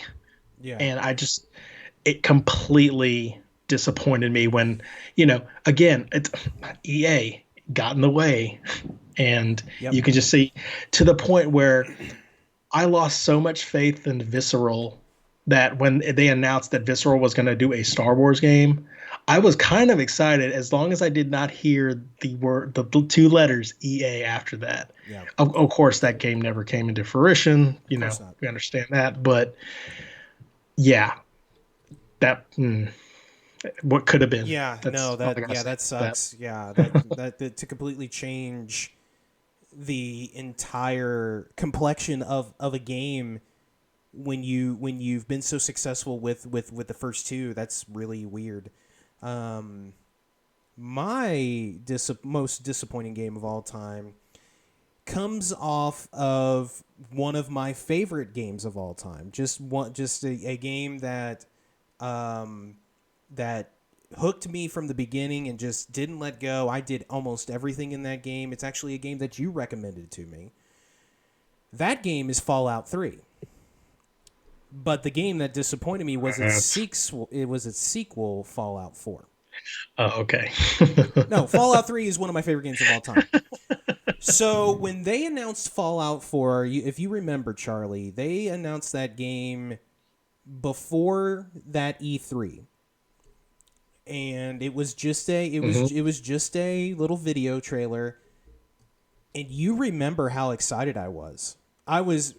Just out of you were going to buy the Pip-Boy. I was going to buy the Pip-Boy edition of that. I think it was like $150. I never buy special edition games.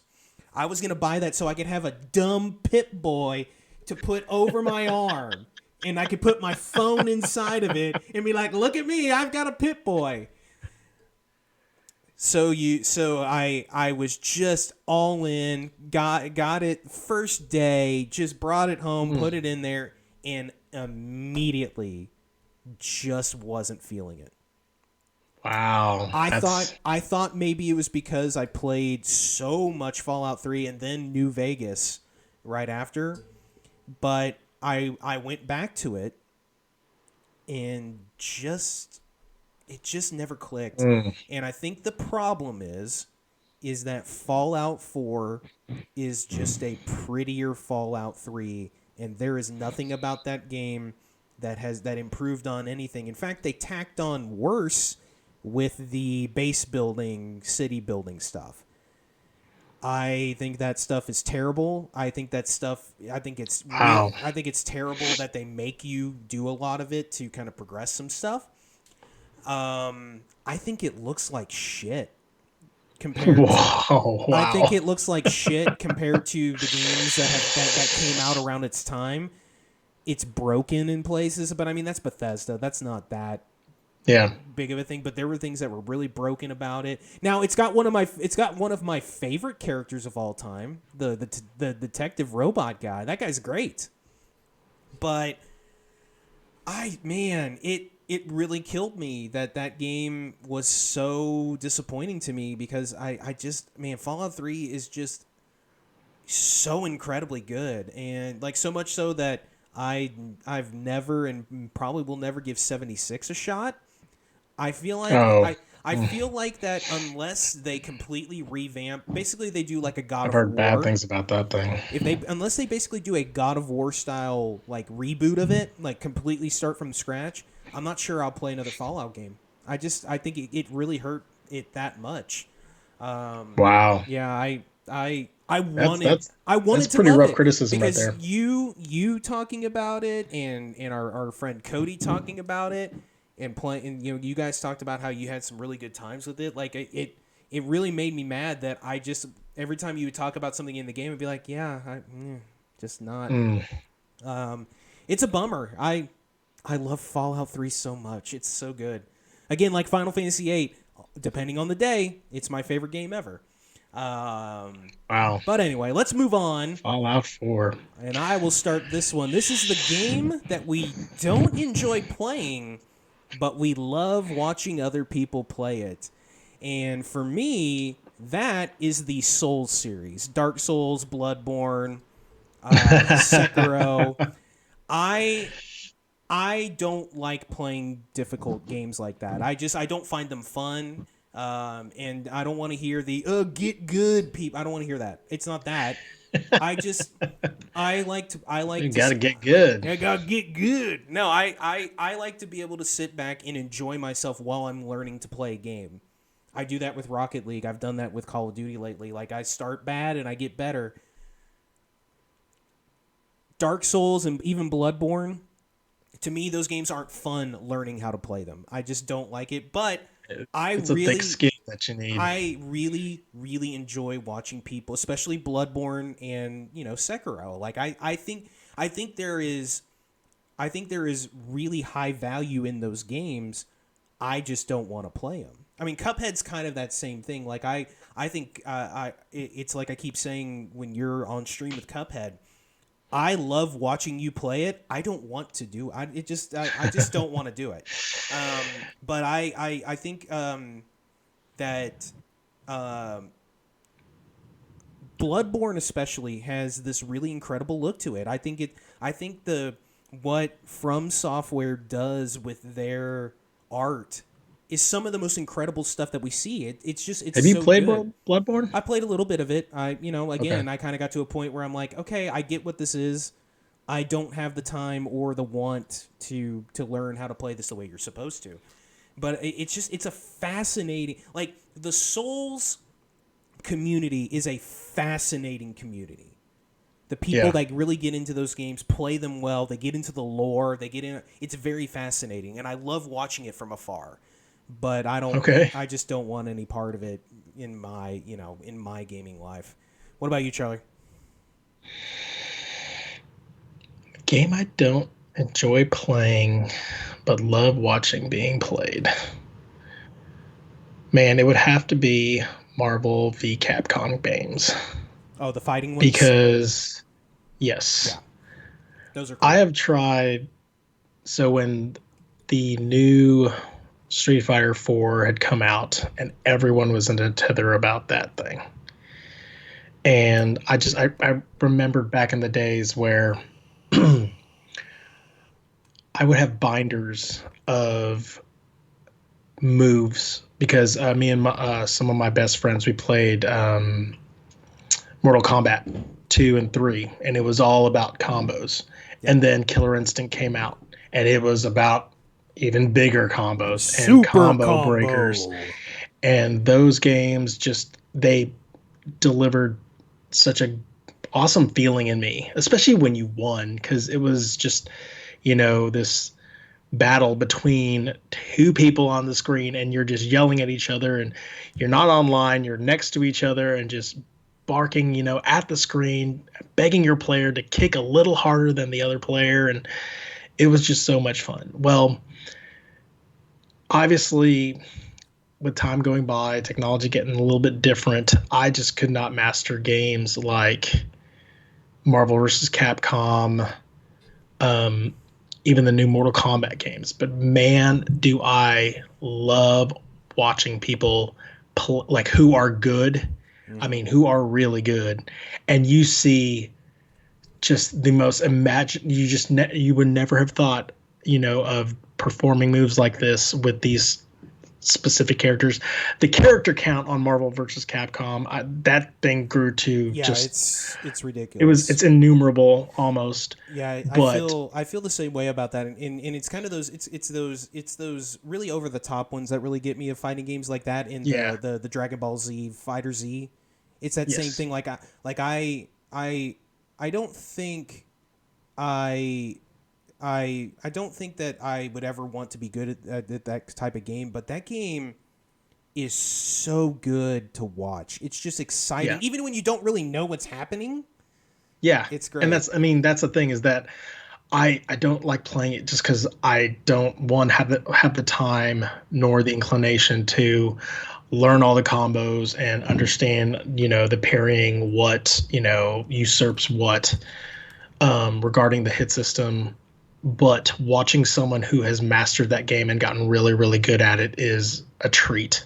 Yeah. It is just, especially when it's, I to be honest, I can't tell which I like more. Two people who are about as evenly matched as you can get, and they are just literally battling toe to toe, or one guy who just puts the kibosh on another dude with a barrage of combos, and in the case of Mortal Kombat, a finisher and fatality that just makes you just want to, that just challenges any type of horror game graphic that I've ever seen before. It's just fun. It brings me back to those days where, we would go to these places, kids out there who called arcades. They would have these stand-up machines, and you would line up with quarters, and there would always be the one guy. He smelled like a whole bunch of Axe, and he literally was just destroying everyone in line behind him because he knew all the combo system. He knew what hit, neutralized, a certain block or another hit. And it was a mass. I almost saved money watching this guy play rather than playing myself. It was honestly like, I'd spend, $1 on the X-Men or Ninja Turtles machine and then go watch this guy destroy. Yeah, exactly. No, that's good. Yeah, fighting games in general, that's another one where I'm just like, I really wish I was better at them, but I just I can't. And I don't like them. I haven't been good at one since Street Fighter 2. Yeah, back in the day. All right, that's the game we don't enjoy to play, but we love watching people play it. We've got two more for today. Charlie, why don't you start us off with the first game that you remember ever playing? So the first game I obviously remember, well, I'm going to say obviously, I was born in 1981, and the first console I owned was the NES console. We got it for $99.99. Happened to get the Super Mario Brothers Duck Hunt combo. Mm-hmm. Those games I remember fondly because those are the most that I played initially because that's literally all we had in the house. It was the brand new machine that was on the block. No one else had it. I was really, really fortunate, that my parents got that for me. That being said, the first one I really remember playing was when I was at my cousin's house. They had an Apple II. It was a game called Wizardry. Oh, yes. it was a dungeon crawler Mm-hmm. it was so simple, and it was a text-based adventure Yeah. where you would control things with the arrows, and then you would come across creatures in the dungeon. It was almost this three-dimensional looking um, gamescape where you were literally walking toward and you were seeing the walls just pass you by, Yeah. and you're having to make 90-degree turns in this dungeon crawler. And to me, that was, well, it was fun, just the fact that I rarely got to hang out with these cousins, and the fact that they had an Apple II. I was just like, oh man, you guys are rich. Hell yeah. But it was those moments where, honestly, it was my first introduction to a computer that wasn't in a school, that, I was like, oh wait, the computer can do this. Mm-hmm. And it was, it was very basic, very, it correct me if I'm wrong. This game is one of those games that pretty much revolutionized where games were gonna go. I mean, you had Baldur's Gate, you had a Bard's Tale that was part of that particular generation, and Yeah. it opened its up. It Yeah, opened its way up to the RPGs that we have today. well, I mean, without a game like this, you don't have the Elder Scrolls, you don't have Yes, Skyrim and games of that nature. That, and Heroes of Might and Magic and Ultima, Heroes of Magic. yeah. So no, That is literally the first game I remember playing, because then my that's cousin's like, "You want to try it out?" And I've never been spooked ever more. I mean, obviously, I play scarier games nowadays, but I remember like the dread I had just by pushing the up button oh on yeah, that Apple II keyboard that had this huge click in it. oh yeah. Yeah, That's it was awesome. good. No, that's fantastic. So the first game I remember playing. So my first console was the Atari 2600. We had the wood finish time, Nice. and so the game that I remember playing first on that console was Space Invaders. And obviously when you're 5 years old, 4 or 5 years old, like, you're playing a video game. I had an 11-inch black and white TV that had UHF, just the knobs, like, I mean, just the oldest thing. So I had to play it all in black and white, and compared to the arcade version of Space Invaders, like the Atari 2600 version, but like most versions on the Atari 2600, was not a great version of that game. Pac-Man was hot garbage. Oh yeah, that was bad. This was actually an okay version of it, but man, I wore out my Atari 2600, and I wore out Space Invaders. It's there was a car game on there that I don't remember the name of it, but man, those little 8-track Oh looking boy. cartridges. We all know where all those ET ones ended up, in some field in Arizona. Did you ever find that? They sure did, and it's sold at auction for a whole bunch of money. Wow. So yeah, that's the first game I remember playing. And let's get to the last one of the day, and then we're gonna move on to the mailbag. If you're hanging out in chat, get your mailbag questions ready. We've already got a few that we've been sent earlier, but if you've got any, put them in chat, and we may get to them. The last one is going to be the underrated game or series, and I will get it started. So on the Xbox 360, they used to do the Summer of Arcade, where they would have 5 games from indie developers. I got money. I know where this is going.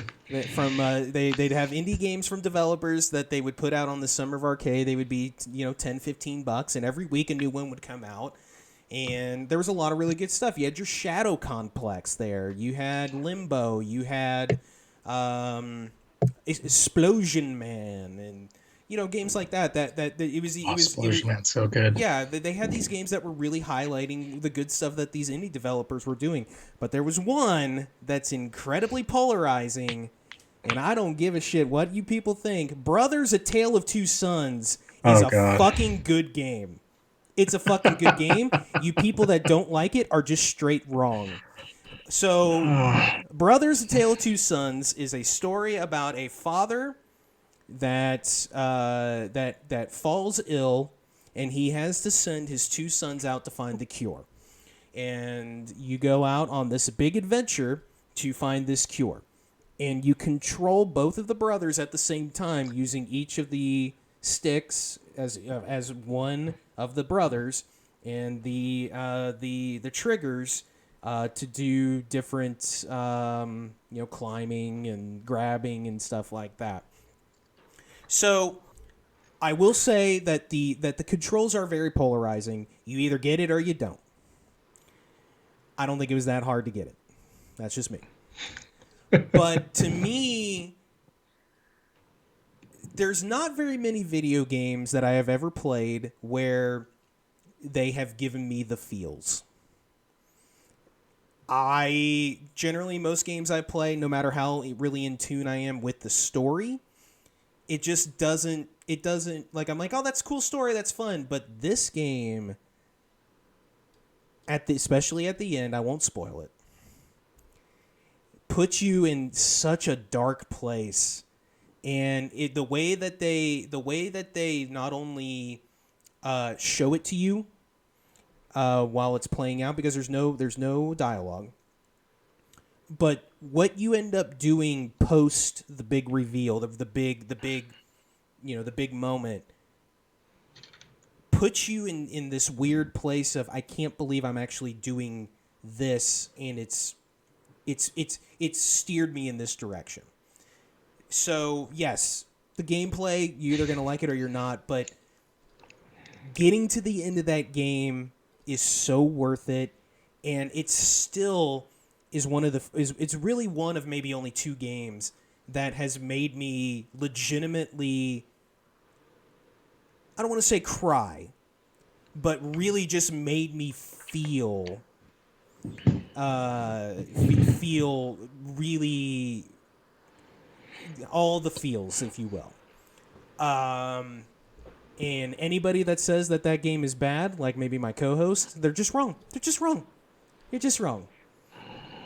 All right, Charlie, give me your underrated game. No, it's good to have goals, man. All right, finish us off, Charlie. I don't like that game, but well, okay. I'm one of the ones that do not like the controls, but that's all I'll say to that. Yes, to finish this off, my underrated game, I'm actually going with a series. Yeah. And I'm going to go with the Lego games. There you go. Because, holy crap, I've never found... So, let me begin by saying this. I play video games. My wife also plays video games as well. We do not play the same games. That's probably common in a lot of households. No way. You mean to tell me she doesn't like Mass Effect? I've seen households where it becomes, point of contention in regards to like, hey, why are you, on my Resident Evil right now? Da, da, da, da, da. I won't go there, but regarding the Lego games, these sets of games we find an awesome commonality in that. Where one, we're trying to achieve a goal. Obviously a lot of these games are story based in existent media. You've got, there's so much of it. You've got Star Wars, you've got Pirates of the Caribbean, you've got Indiana Jones, you have Batman, you have Marvel, you have Harry Potter, there's some Disney properties, I believe, as well. You have its own, like you have the Lego movie. You have the Lego worlds that it's practically Minecraft, but it's just all Lego. There's so much, and all of it is extremely enjoyable. Like when I first saw my second cousins, who at the time were younger than me, playing Lego Star Wars when it initially came out, I was like, "What is this?" And you're like, okay, this is like a little kid game or whatever. And then you pick up the controller and then you start playing with it. And then it sucks you in, like not only just because of the fact of I love all those particular series. And I want to see what, like, Lego has a way of putting like their own humorous spin on it. And it's just fun to see how they can take those moments and put their little 2 cents in, and it just completely it doesn't completely change it, but it gives it a different flavor. And like, you're gonna laugh at a lot of these moments that, like, oh my god, this is like, pretty severe. Jack Sparrow, I forget, he stabbed what's his name in the chest. Goes completely differently in the Lego world because these are Lego pieces. They explode. They go into pieces, but yet they're somehow still alive. It's fun like that. I mean, and their replayable value is very, very high, because not only it's almost like a Metroidvania where you go through, you have your certain skills and you have to unlock all these characters. There's a treasure trove of characters in all these games that have different abilities. They have different skills and traits that open up new worlds, new possibilities that perhaps you didn't see this part of the level earlier. However, now that you have unlocked a character that is, has superhuman strength, you unlock it, and it happens to be this Easter egg that you've seen in the movie before, that you're like, oh my gosh, like this is where it's at. I mean, it's a very, very likable, like, set of games. And I understand that a lot of people look at it with like a sense of whimsy, but that's literally what it is. Like, that's exactly why Lego games are so successful. Well, I mean, it's bringing, I mean, it sounds silly, but it's bringing Legos to life. It's allowing you to do that thing that you played as kids, Legos, just playing them, creating all these different fantastic sets and bringing that stuff to life, and then putting on top of it other things that you love, your Star Wars, your Pirates, your the Lego movie, all the Indiana Jones, Batman. Yeah, they did a Batman one. Batman. So it kind of just combines all that nostalgia that we had, and they play well. They to me they got a little stale just because it's the same gameplay that we've always played, but even still, they're the perfect co-op game for, like you're saying, your wife and yourself. You don't play the same stuff, but you found a common ground in that. Same thing with your kids, like that's a game that you're gonna totally play with your kid. I am so looking forward for my son to get of age so he can start playing with me. Oh, sure, yeah, those are the perfect. That's a horrible way to say that, but well, it's perfect because there's no penalty for dying in those games. Yes, you immediately come back to life. It has the little building aspect. There's things flashing all over the place. There's collectibles. Mm-hmm. It's a perfect it's a perfect game. Like you always talk about, like, oh, what's the perfect family game? Like, that's a perfect family game. It just is. It's just fun. Yeah, that's a good one. That's unlike mine, I agree with yours. Well, all right. So that's gonna do it for the first installment of our survey here. Next week we'll do part 2 with such questions as games that surprised us, the games that made us fall in love with video games, and a game that we can play over and over again. So we have wrapped up the topic of the show, and now, ladies and gentlemen, it is time for the... hold on. I forgot to get my music up here. Hang on just a second. Here we go. Let's get this up. Yep. Ladies and gentlemen, it is time for the mailbag.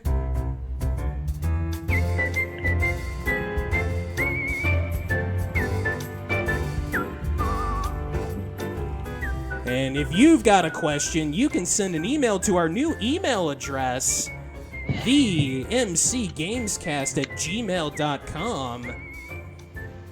You can hit us up on Twitter. You can hit us up on our Discord. If you're hanging out in the chat, you can even put down in the chat what you would like for us to answer, gaming related or not.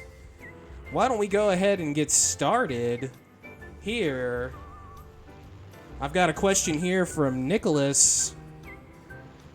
Dearest MC Gamescast, what's one game from any console era that you would love to see remade to current or next gen consoles? And I take this. I like to take this as a full from the ground up remake, not just a kind of gloss over. You know, whatever that's. We heard that argument. Yeah, which I'm still right about. So, what game would you want to have? What game from whatever era would you like to have remade, Charlie? For today,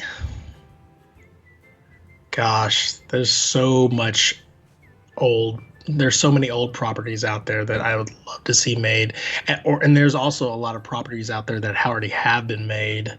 Mm-hmm. Gosh, I was going to say before a couple of years ago, I said Resident Evil. Well, yeah.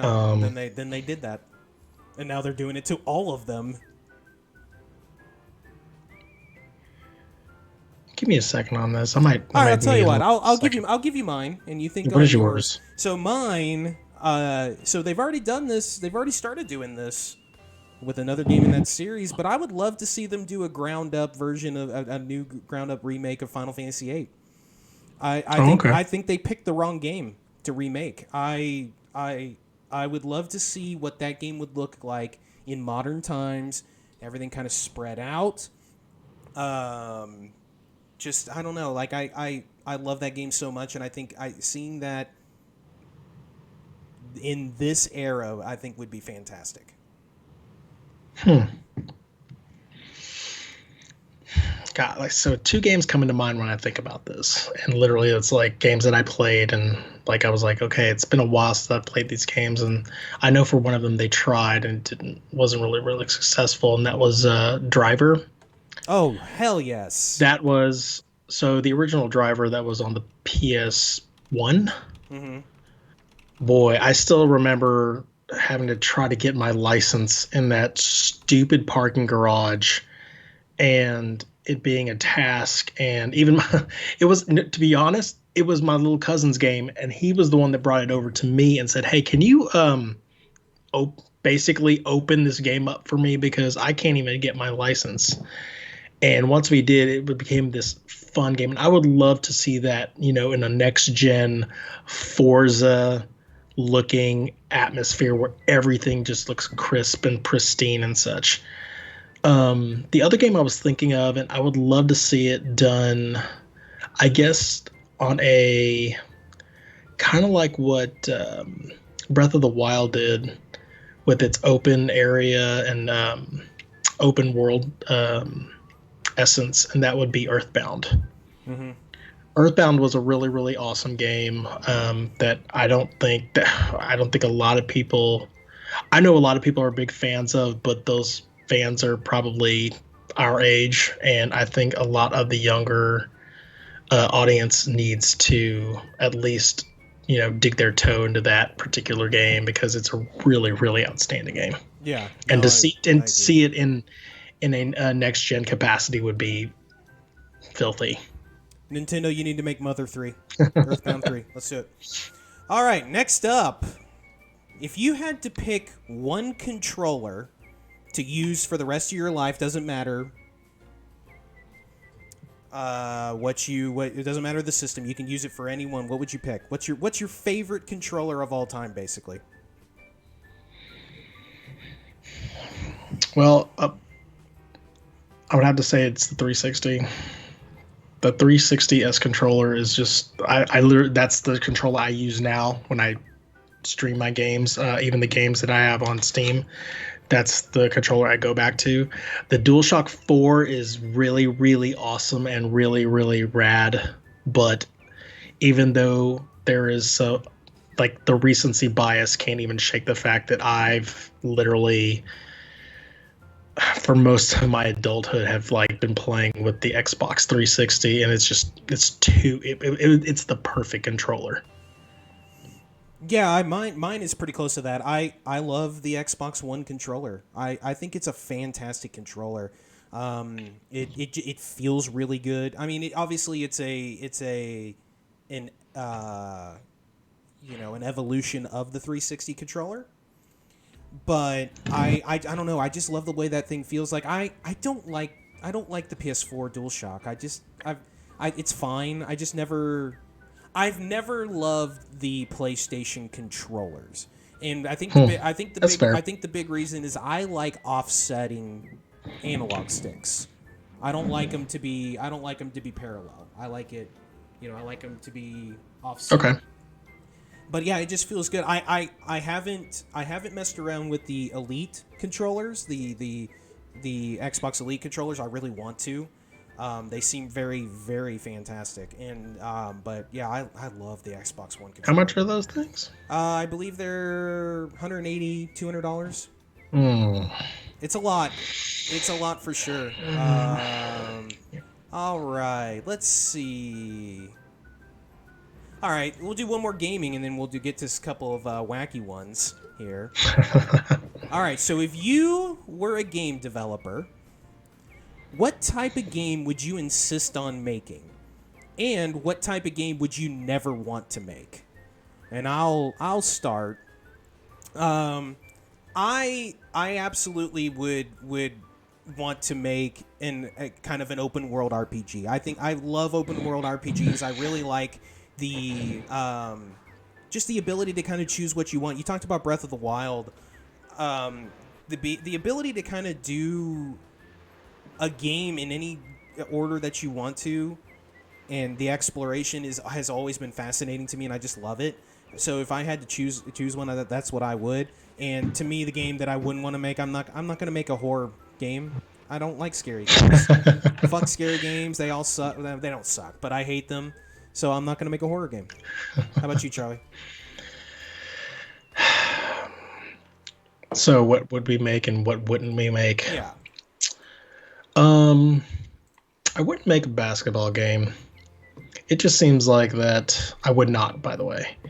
It just seems like that there's been way too much trouble trying, like, was it NBA, the EA's NBA game and the NBA 2K have had so much trouble. Huh? NBA Elite is the EA one that never seems to come out. And that's exactly the reason. I'm like, there seems to be a lot of logistical issues and a lot of problems laid in therein. It's basketball. Like, if I were going to make a basketball game, I'd make another NBA Jam. Oh yeah. But that's as far as I'd go with it, because once you get to the point where it's just, it gets too much of it gets to be too much of a simulator. I think that's where therein lies a lot of the challenges and the shortfalls that have caused these games to been delayed and not released, etc. If I wanted to help design and put the game together, I would have done that horror Star Wars game that Visceral was going to put together. Yeah. With centered around the bounty hunters. Oh man. Combined with Star Wars 1313. R.I.P. R.I.P. 1313. I mean, that's probably the one that I would do, because I like, contrary to you, I like horror games, even though, in the upcoming months, you'll see how chicken shit I am to playing them. I think that would be cool to do that. I think it would have been really cool to see what they would have done with a different style of Star Wars game. And same thing with 1313. It was a different style. It was more raw. Especially like 1313, it was raw. And it would have been cool to see what a mature rated Star Wars game would have been like. So you take Dead Space and put in Boba Fett and some Jawas. I take my money. Yeah, that'd be fantastic. All right, let's get a couple weird ones out of the way here, and then we'll move on to our final segment. All right, Charlie, what's the best cheese for a grilled cheese sandwich? Sharp cheddar. That's easy. Sharp cheddar, huh? Yeah. For a grilled cheese? That's pretty good. Yeah. You know what? So I don't know if this is the best one, but this is my favorite. It's the only thing. It's really the only thing that I use it on. I like just plain old American craft singles, man. I love American cheese on grilled cheese sandwiches. Like a nice provolone's fine, but I would rather put a provolone on a nice Italian sub. Cheddar's pretty good though. Yeah. Man. Like Okay. when I do my grilled cheese, like if you've ever watched the movie Chef, that will instruct you on how to make the perfect grilled cheese sandwich. Mm-hmm.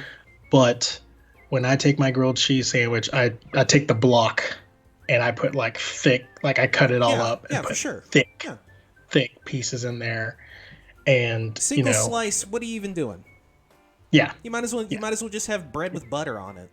Exactly. You might as well just toast some bread and put some butter on it at that point. What are you doing? Yeah, what are you even doing? All right, last question. So when you're putting on your socks and shoes, what order do you put them on? What's your ordering? Do you do one sock? That cannot be the last question of the night. All right, I have one for you, but to answer that question, oh gosh, I put my right sock on first. Okay. And then left. And then shoes. And then shoes, yeah. Okay. Yeah, same here. I go left, right, and then shoes. There's some people that will put the sock on, then shoe, then sock, then shoe. Those people are criminals. They're criminals. What if you have to do something in like when you're 50% done? Right, yeah. What if all of a sudden you have to go to the door and you're sitting there running with one sock and shoe on and then the other barefoot? Then you just look like an idiot. And so we know this as parents. When you have toys all strewn over the floor, yes. I guarantee you will change that schema to being sock, shoe. Oh yeah, you have to, and you can't walk you around. You need the protection. You can't walk around your house without at least socks, but definitely shoes. All right, Charlie, lay one more on us. This is the last I got from Paul in Corinth. Okay, Paul in what? Why is marriage so damn difficult? Really? If that's really the question. Really? Are we really going to do this? What are we doing? I wanted to ask the question, but you don't have to answer it. It's just so funny. I'll go ahead and give you the answer. The answer to that question is, it's not difficult when you're not married anymore. Ha ha! And that's fair. And I'm not even kidding. That was the question that was given to me, and I was "That's pretty are good. You sure?" That's pretty good. All right, you got anything else, Charlie? No, sir. All right. Let's see. We're gonna get to this in just a second. Okay. I gotta do something real quick. I gotta move you over, just slightly. I gotta move you slightly. Okay, move you back. I had to get to my file. All right, let me open up the file. First episode, folks. We're getting there.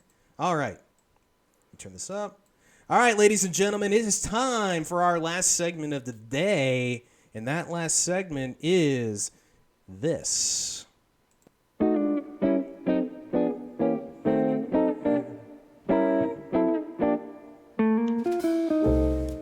And now it's time for MC Gamescast Scatter Shooting with your host Mitchell Behrendt and Charlie Zarsuela.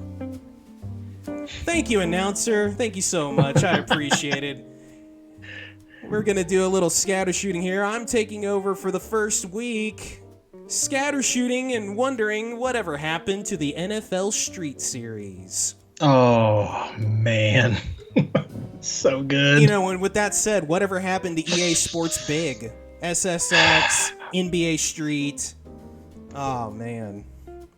They dissolved, didn't they? Yeah, EA Sports Big is no longer a thing. Well, ladies and gentlemen, Billy Mitchell is back in the news. The star of the excellent 2007 documentary, The King of Kong, had his 2 Guinness Book of World Records reinstated.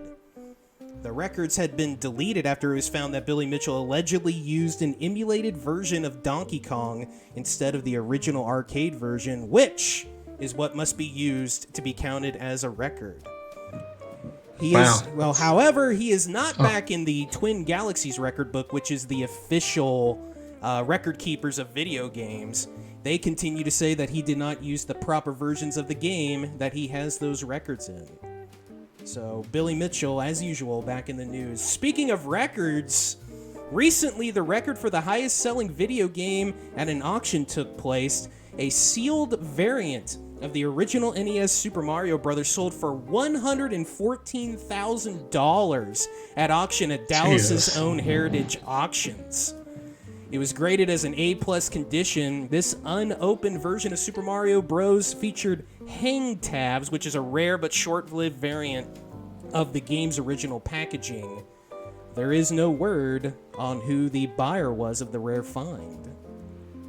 So we have new consoles coming out this year, and while we wait for Sony and Microsoft to announce the prices for their new consoles, I thought it'd be fun to look back at the launch console prices through the years.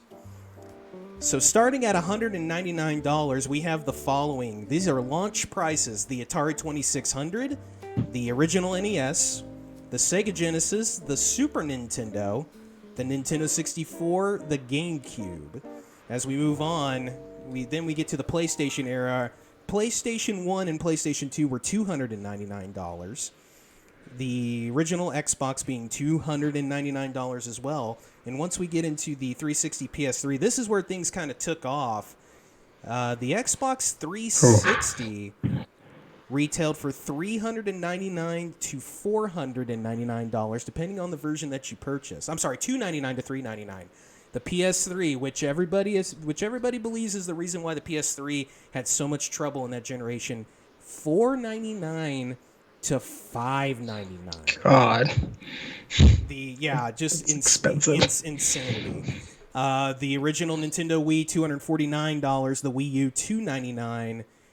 And then we get to this generation, the Nintendo Switch, $299, PS4, $399, and the Xbox One was $499 at launch. So it'll be interesting to see how much these new consoles are going to. I think they're going to be $499, both of them. I think that's where we're heading with those. This week in video game release history, Charlie, you mentioned this series earlier. In 1989, the original Mother, Earthbound, known in the United States, was released. Also, 1990, Dr. Mario, which is a great game. Dr. Mario is a great game. That is a pretty good game. 1994, Earthworm Jim was released, which is a fantastic platformer. We have to go all the way to 2003 for the next release this week in history, to Mario Golf Toadstool Tour, the GameCube Mario Golf. I kind of want to just put that there just because I wanted to say that Mario Golf is a very good series. Mario Golf is very good. I really enjoyed that. Then we had to go an additional 13 years to find the next one. In 2016, The Greatness of Overcooked released. Oh, that game is so frustrating and good. And in 2017, the latest installment of the Dragon Quest series, Dragon Quest XI, was released on PS4. And finally, I was playing video games last night with my son, who was sitting next to me watching, and he said to me, "Dad, I wish real life was more like video games." And I said, "Son, I think we can make this happen." So I locked him in his room and told him that if he wants access to the rest of the house, he'd have to pay $9.99 for the DLC.